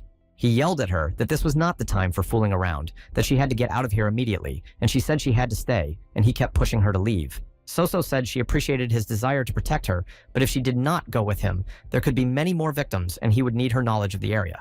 He thought that she must have forgotten that there was a cult in the forest, and that it was dangerous for the convoy. Attractive Flower told them to be quiet and threw one of the Jiangshi on his shoulder, saying that she should also go with them. She would be useful. Having said that, he went forward and ordered them to follow him. They have been out of the forest for 4 days now, and the attractive flower still hasn't left them. We had to make our way through the mountains without the opportunity to eat or wash, as if we were destitute. He also told Soso to save her strength, because she was needed for something. She told him that she could also help him, but he said that he would kill him if he found out. When Chen Ren was going to tear him into small pieces, and meanwhile, he was pulling him, and the demon was pushing him. They came to a cave in the mountains, and an attractive flower stood in the rain near it, looking for something. When he came back to the cave, he told them that they could make a fire because it was unbearably cold. They made a fire, and Chen Ren asked him if he could cook and eat the frog, and he asked what he was going to cook it in. He looked around and saw a long-forgotten cauldron in the corner. He said that someone seemed to have lived here, and that they might even need the dishes, but he just sighed and said that he could do what he wanted. Chen Ren started cooking and washed the frog, and under the waterfall, he also collected enough water in the cauldron. When he kneaded the dough, they asked him what it would be and where he would get the flour, and he replied that he would make noodles and always carry some flour with him. And what he needed the frog for, he replied that he would make broth from it. Isn't it amazing? Water, a little meat, a little salt, and you get a good soup. He asked the demon to give him the knife he had taken from him, and the demon asked him what he needed it for. The young master explained that he had to cut the noodles, or he wouldn't eat with them, and he said there was barely enough for one plate. The demon threw him his knife, and as soon as he took him prisoner, immediately took his dagger. But as soon as I asked him to come back, he immediately recognized him, albeit with some discontent, as he probably did not see him as a danger, even with a weapon. But he still took it away from him when they met, as if he was afraid that he would kill him in his sleep. Namgun Soso said that the smell was just incredible, and he asked if she wanted to try it too. She said that of course she wanted to, because now was not the time to eat, and he told her to wait a little bit. The dish was almost ready. He handed her a bowl of soup first, and she said she didn't want to deceive him by dressing up as a man. But Chen Ren said that she had not deceived him at all, that he had not expected such an answer. He explained that he immediately realized that she was the student from the exam when they met in a restaurant. She asked him how he guessed and what could have given her away, and he said that a mole on her earlobe had torn it. She said that it couldn't be possible, that he was trying to tell her that he had been leading her by the nose all this time, that he was eating noodles and saying that it was so. He did not think that they would become such close friends, and in time, it was not up to him and not for her to judge him. Soso apologized to him for this, and he, in turn, also apologized to her. She looked at him slyly, asking if they had really become friends. He responded with a sly smile, and said that they had been through so much together, and that wasn't enough. She looked at the plate ashamedly and said that it was true. Chen Ren looked at the fire and thought that he couldn't just sit idly by. Attractive Flower took all the items that could be used as weapons. But not all of his weapons were stronger than any other sword. He started a light-hearted conversation, asking the girl how their noodles tasted, and she replied that she had heard that frog tasted like chicken, and it was true. Chen Ren handed the demon a bowl of soup and asked if he wanted to try it, because it tasted better than it looked at first glance. He sat over the Zhongshi and told them to eat it themselves, when suddenly something started happening to him. Namgun Soso closed her eyes at what she saw, and the fourth master looked on in disbelief, trying to understand what was going on here. The demon sat over the body and told them to shut up, because it would be very unpleasant if the spirit got scared and ran away. Suddenly, the demon tore the worm out of the Zhongshi with incredible speed. Namgun Soso and Li Chengren did not expect such a rapid and dynamic change in events. The demon was holding the spirit of heaven and earth in his hands, telling him that his time had come. He will feed it with human resources for the last time and wash away all the vile energy, leaving only pure gold. He explained that the internal organs of the dead quickly melt under its influence, so it is important to find living people to neutralize its venom. He turned to Soso because she said she was the granddaughter of the lightning sword. It will not be a threat to him after he absorbs the energy of the spirit. She was supposed to be the last victim to complete the ritual, and after that, he would leave her dead. He plans to bring her body directly into the hands of her grandfather, the great Namgun Yuan, after the ritual. At the same second, the girl screamed with a voice that was not her own from the pain he had hit her key points to paralyze her body so she would not be able to move. He needed a victim full of strength, so it would be better if she did not resist. And it's better not to bite him, because he doesn't want the spirit to die, and so much work to go to waste. Li Chenren took up the sword to protect his friend. He was already preparing to strike him and thought that there was a big difference in strength between them, but he could use his skill. But the attractive flower repelled his attack as if it meant nothing to him. Chen Ren, even under the influence of his skills, could not predict his movements. It is difficult to imagine how strong he would have been in his normal state. The demon noticed that the young master had sped up and decided to ask him how he did it, and he replied that he wanted to, so he sped up. It was interesting that he did not see any deep knowledge of martial arts in him. Attractive Flower stopped and said that he had changed his mind. He would rather feed the worm to him. After all, it has retained so much energy after such a long journey, it will definitely be enough to remove the remaining poison from the worm. The demon was mocking him ominously, saying that he would first get into his stomach and then absorb all his energy. In one swift movement, he flew to him, knocking the dagger out of his hands, opening his mouth and bringing the worm closer to his face. Chen Ren, unable to even move, could only watch as the demon shoved the spirit into his mouth. Having done his job, the attractive flower mocked him for trying to bring the spirit back to freedom. The fourth master was shaking and thinking about the cold energy that was taking over his insides. After all, it has been absorbing moonlight every night for thousands of years, so is this the energy of Ana maximized? The demon said that he had asked for half of the worm, but he gave him the whole thing. So why is he writhing in pain? Perhaps he is no longer happy about it. How long has he been waiting for this? Let the lightning sword wait a little longer. Even if he is not in that ambush, he will come to him personally. He took a mouthful and triumphantly drank it all down, apparently without leaving a drop.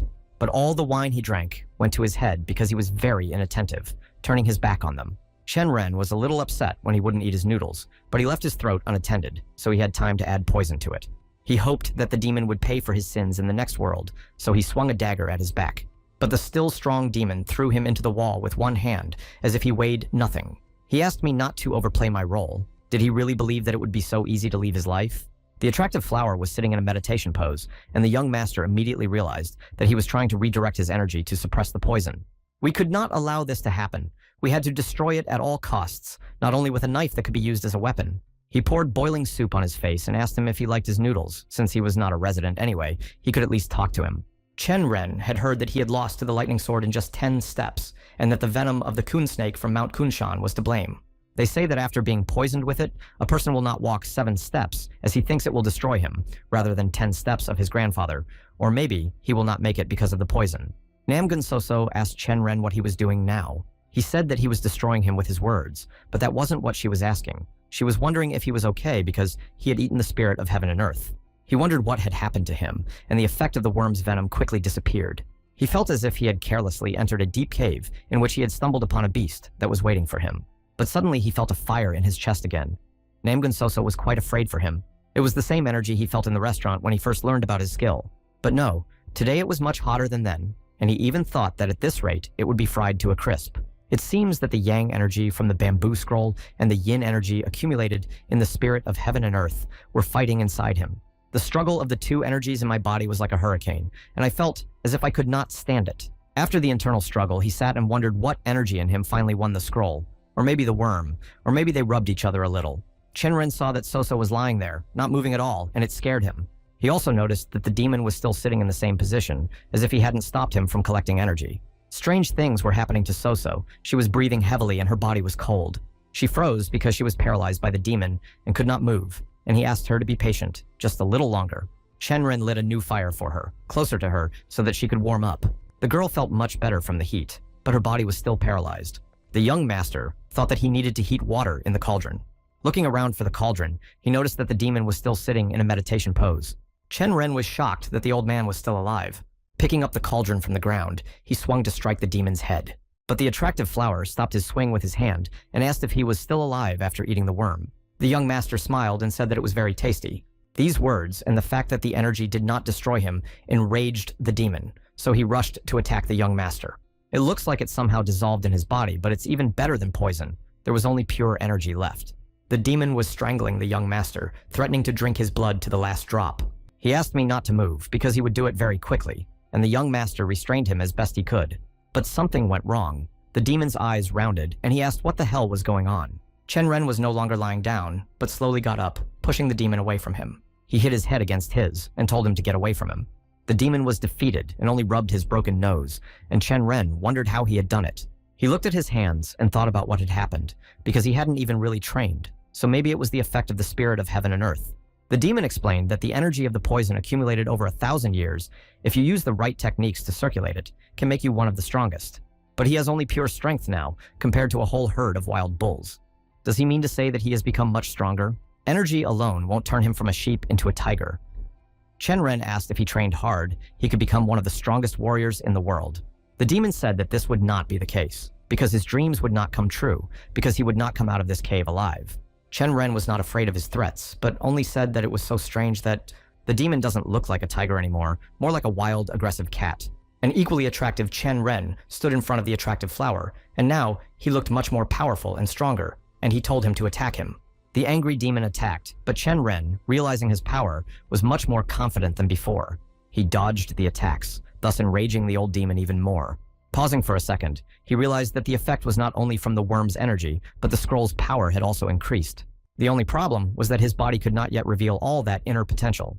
But even if he is a toothless tiger, he will still bite the old demon with his gums. Taking advantage of his speed, the young master quickly passed him and stood behind him. He made a backhanded grab, wrapped his arms around his neck, and began to choke him with all his strength.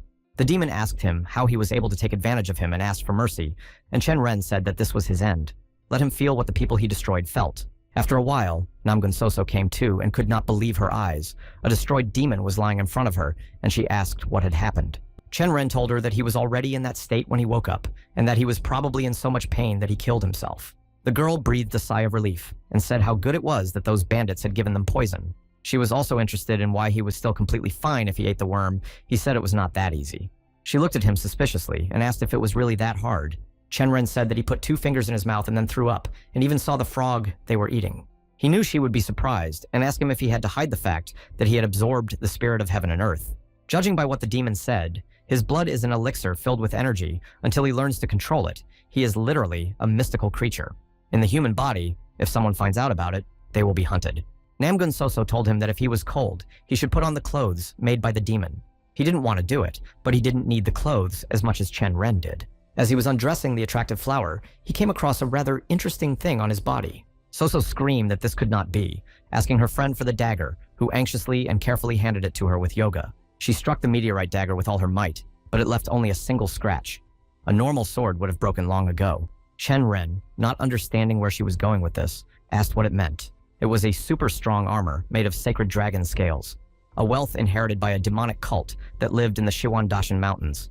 It is said that to make them, artisans spent years processing snow iron that can only be found on a large, snowy mountain. She couldn't understand how the old man had not only survived, but had killed more than half of the soldiers who had tried to catch him in the Jiangxia Mountains. Namgun Soso congratulated him on his new clothes, and he asked why she congratulated him, and she said that the item went to the person who defeated the previous owner. She smiled and said that if he didn't want to keep the trophy, he could tell her that she didn't mind at all. Chen Ren ironically said, "God, it's getting cold. He needs to put on his new armor to keep him warm." Not only the worm's energy, but also such rare armor paid off for him in full. He was heading for the exit of the cave, and Soso asked him where he was going. Chen Ren explained that he was going to hunt something to eat. She reminded him that there were 5 days left before the capital's exam. Her paralysis points are still blocked, and the guy's disguise won't work anymore, but he'll make it to the exam if he hurries. He didn't want to leave her here alone. The girl explained that the cold still has a bad effect on the energy of the Namgun clan members, so even with strong concentration, it will take 5 days to recover. He said he would just take her to the nearest doctor or to the village. They would find nothing in the depths of the ridge except the mountains around them, so the attractive flower brought them here. She said that there was enough food for 4 days, and if any animal wandered in, she could easily deal with it. Li Chengren was definitely different from the rumors about him, but he is still very far from a good reputation, and a simple capital exam will help him with that. She looked up at him sweetly, and wished him to turn him in with lightning speed. She truly believed in him. Even though she said she would be fine, he couldn't leave her empty-handed, so he left her all the food and his meteor dagger. If he passes the capital's exam, he will become one of the strongest warriors in the world. Will he be able to get a place as an elder in the external sect she's going to create for him? Sounds like a dream. Li Zhongsang was rereading the scrolls, and one of them said that it had rained twice and washed away all traces of the fourth master and his friend who had left the forest. But it was not yet clear whether they were alive or not, and they continued to call out in the mountains. He read this report in front of the entire agency and the escort soldiers. Gabulam and Chairman Zhang Riangi also heard the report and were mentally worried about their comrades. The master of the Yellow Dragon House sent a letter to the searchers on the border and promised a lot of gold so that if the demon crosses the border, they will know about it. The master of the Red Dragon House has cooperated with the government and people of Shanxi province, and they won't catch him, but they will definitely pick up the trail.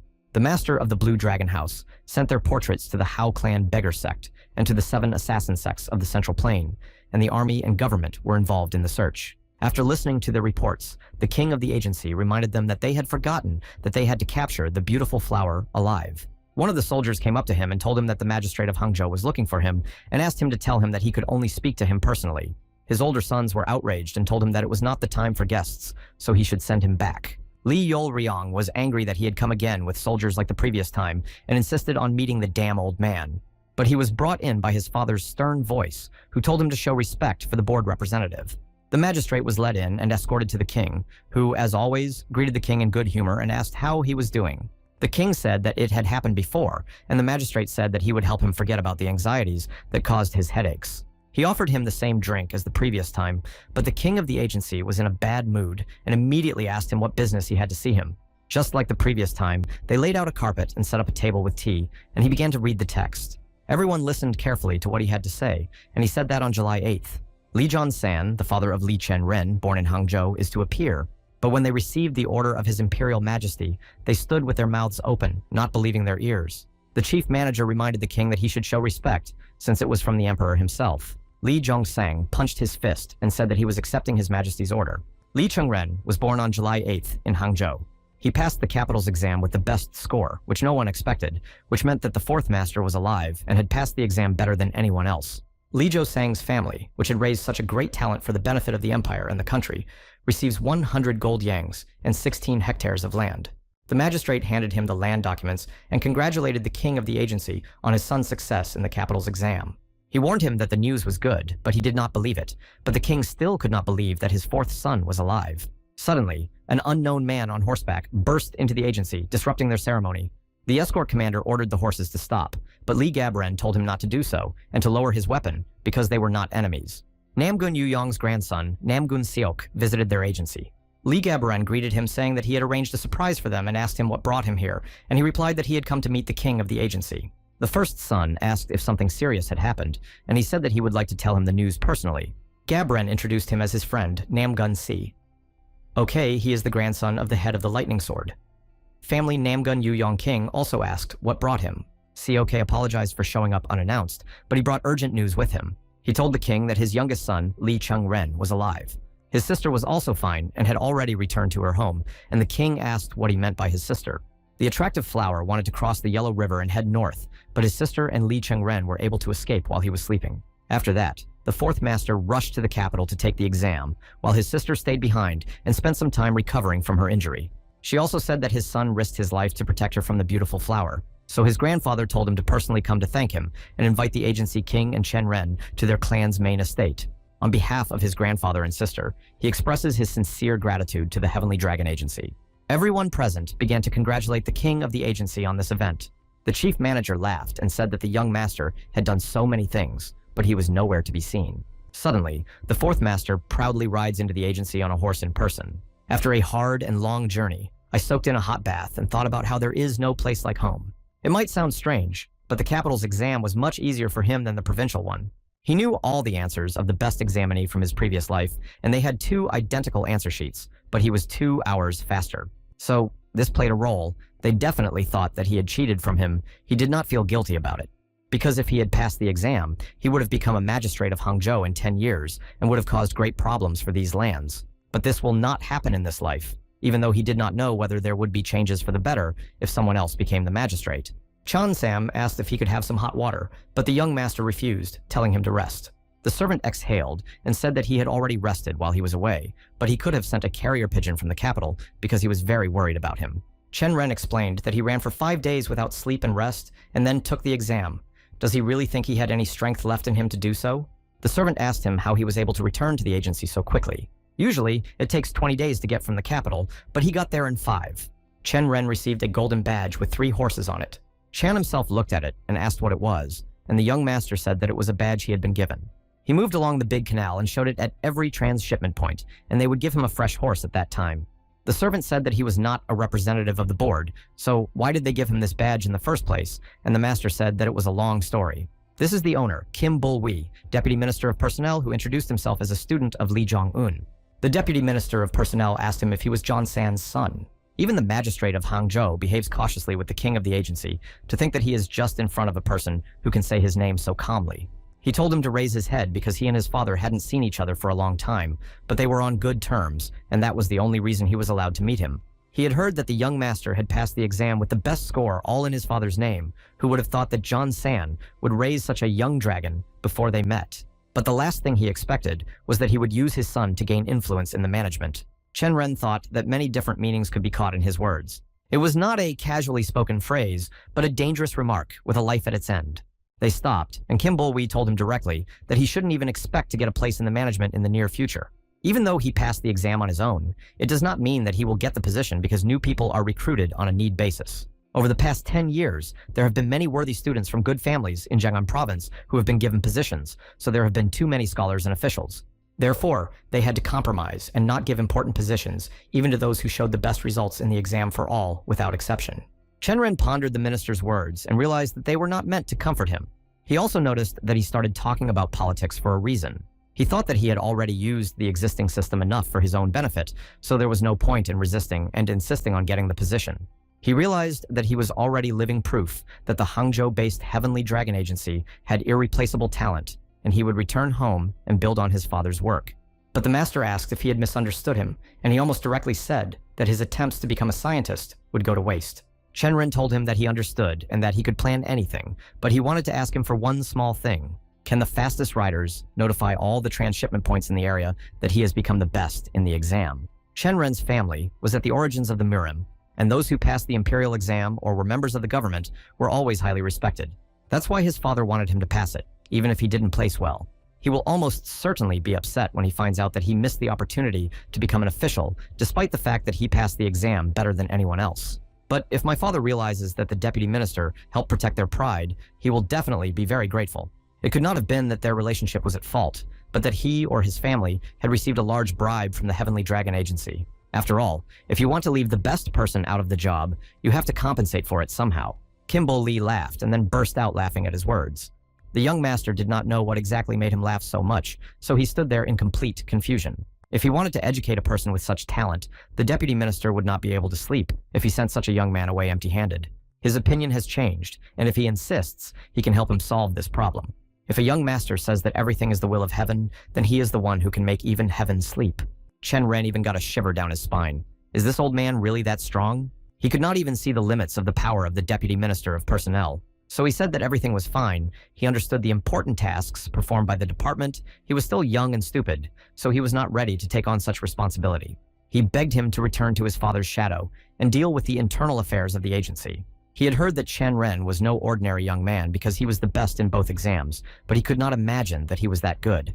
He is probably disappointed, but let him not be too upset. He will remember this meeting, and in the future, they will meet again. And for now, let him be happy with a small position. The young master wondered what other small position he should be satisfied with. The capital exam was not a military exam, but since his family was at the origins of the Murim, it could give him a small position, though not a Jin Wei. Chen Ren, as a secret guard, will receive 100 gold pieces and 16 hectares of land. But how could he hold such a position without being a member of the Jin Wei? He begged to think again. The deputy minister did not ask him to actually do this work. He will only get a place, and in the future, this will help him get into the ministry. He is a man from the outskirts. Is such a high position so necessary? He said that he was doing it so that no one else would have time to take him to themselves. The deputy minister looked at him gloatingly and told him to remember this well, that when the time came, he would become his subordinate, and Chen Ren's veins even froze inside. After listening to him, Cheng asked if he really meant to say that the old man had made sure that no one else would recruit him. In order to appease the family of the best student, the young owner gave the badge, money, and land, saying that this was how it was. The servant laughed and said that if someone else had told him this, he would not have believed it. Until recently, all the carriers shunned him, and he did not have enough money even for food. And he wondered why they all changed their minds and behavior so quickly, and now everything was in place. The young master listened to him with great interest, but he only said that his father should call him soon. He needed to pick up the money and the documents for the land. Chen Sam said that wasn't this good given to his family, to which Chen Ren confidently said that his father would return it all to him anyway. But their conversation was interrupted by a guard who reported that the fourth master was being examined by his father. Quickly dressing, the young master hurried to meet with the king of the agency. Li Zhongsang was having tea with the general manager and Song Chan and asked if he had had enough rest, and he said that he had. He was told in detail about everything that had happened since then. He wanted to tell him a lot about the escort mission, but he would not, since the soldiers and carriers asked him not to. Li Chengren bowed to his father and thanked him for this, but his father asked him if he had heard from Namgun Soso. He said that he hadn't heard from her yet, and he wondered why his father had suddenly started talking about her. Why did these old eccentrics ask for her at all? He now began to look at them all with suspicion. He only said that he thought she would visit them soon, if only to return his meteorite dagger. The old chief manager began to shake the young master's hands joyfully, saying that he had done a great job. The king of the agency said that on the day he returned, Chairman Namgun sent them an invitation from Murim to their home. Namgun Yuyong is more influential than him, except for their family's pasts, so they cannot refuse his invitation. He suddenly realized that it would not be Namgun Soso who would come to them, but rather they would go to her grandfather. Therefore, preparations are about to begin. Not only do we need to collect gifts, but also decide who will go with them. The chief administrator attacked the king, saying that he was the eldest and Chen Ren's uncle, and they would be well received if he went with them. If we are talking about dignity, they should bring their escort commander with them. Even Namgun Seok personally invited him when he came. They gave examples of their merits to the agency in front of each other, trying to win the king of the agency over to their side to go with him and his son. Chen Ren didn't understand why they were arguing and fighting so much, since they were high-ranking people in the agency and behaved like little children. The general manager said that he was still young and that he would have many more chances to meet him. Sung Chang shouted at him that he had no way of knowing whether they would be invited back at least once more. The manager shouted that he would see enough of him, and Sung Chan said that he would see him at Zhong Ryong and Soso's wedding. He wants to marry Soso, but they clearly misunderstood something. Chen Ren thinks that this can be discussed only after receiving an invitation, which is still just a rumor. And if they want strong and close relations between the heads of the next generation so much, it is better to marry his older brothers first. The father smiled kindly out of the corner of his mouth and looked approvingly at his younger son. Li Zhongsang told him that he had done a great job in the capital exam. Since ancient times, it has been accepted that there should be a carrot and a stick in life, and maybe he would like to ask for something from it. Chen Ren said he had already heard that the magistrate had paid him a personal visit. His father put a scroll in front of him and asked if he wanted to take it. It was a land deed. He can take them away, even though the emperor gave them to the family, but it was he who deserved them, and they belong only to him. Personally, Chen Ren thanked his father in a bow. The manager asked him if he would even refuse, to which the master said that he was of the opinion that one should take it while it is given. But that was not all. His father told him that he wanted to add something of his own. Since he already has money and land, he will give him a pavilion from himself. At this point, Chen Ren became the happy owner of the 17th pavilion, and he was speechless at the gift.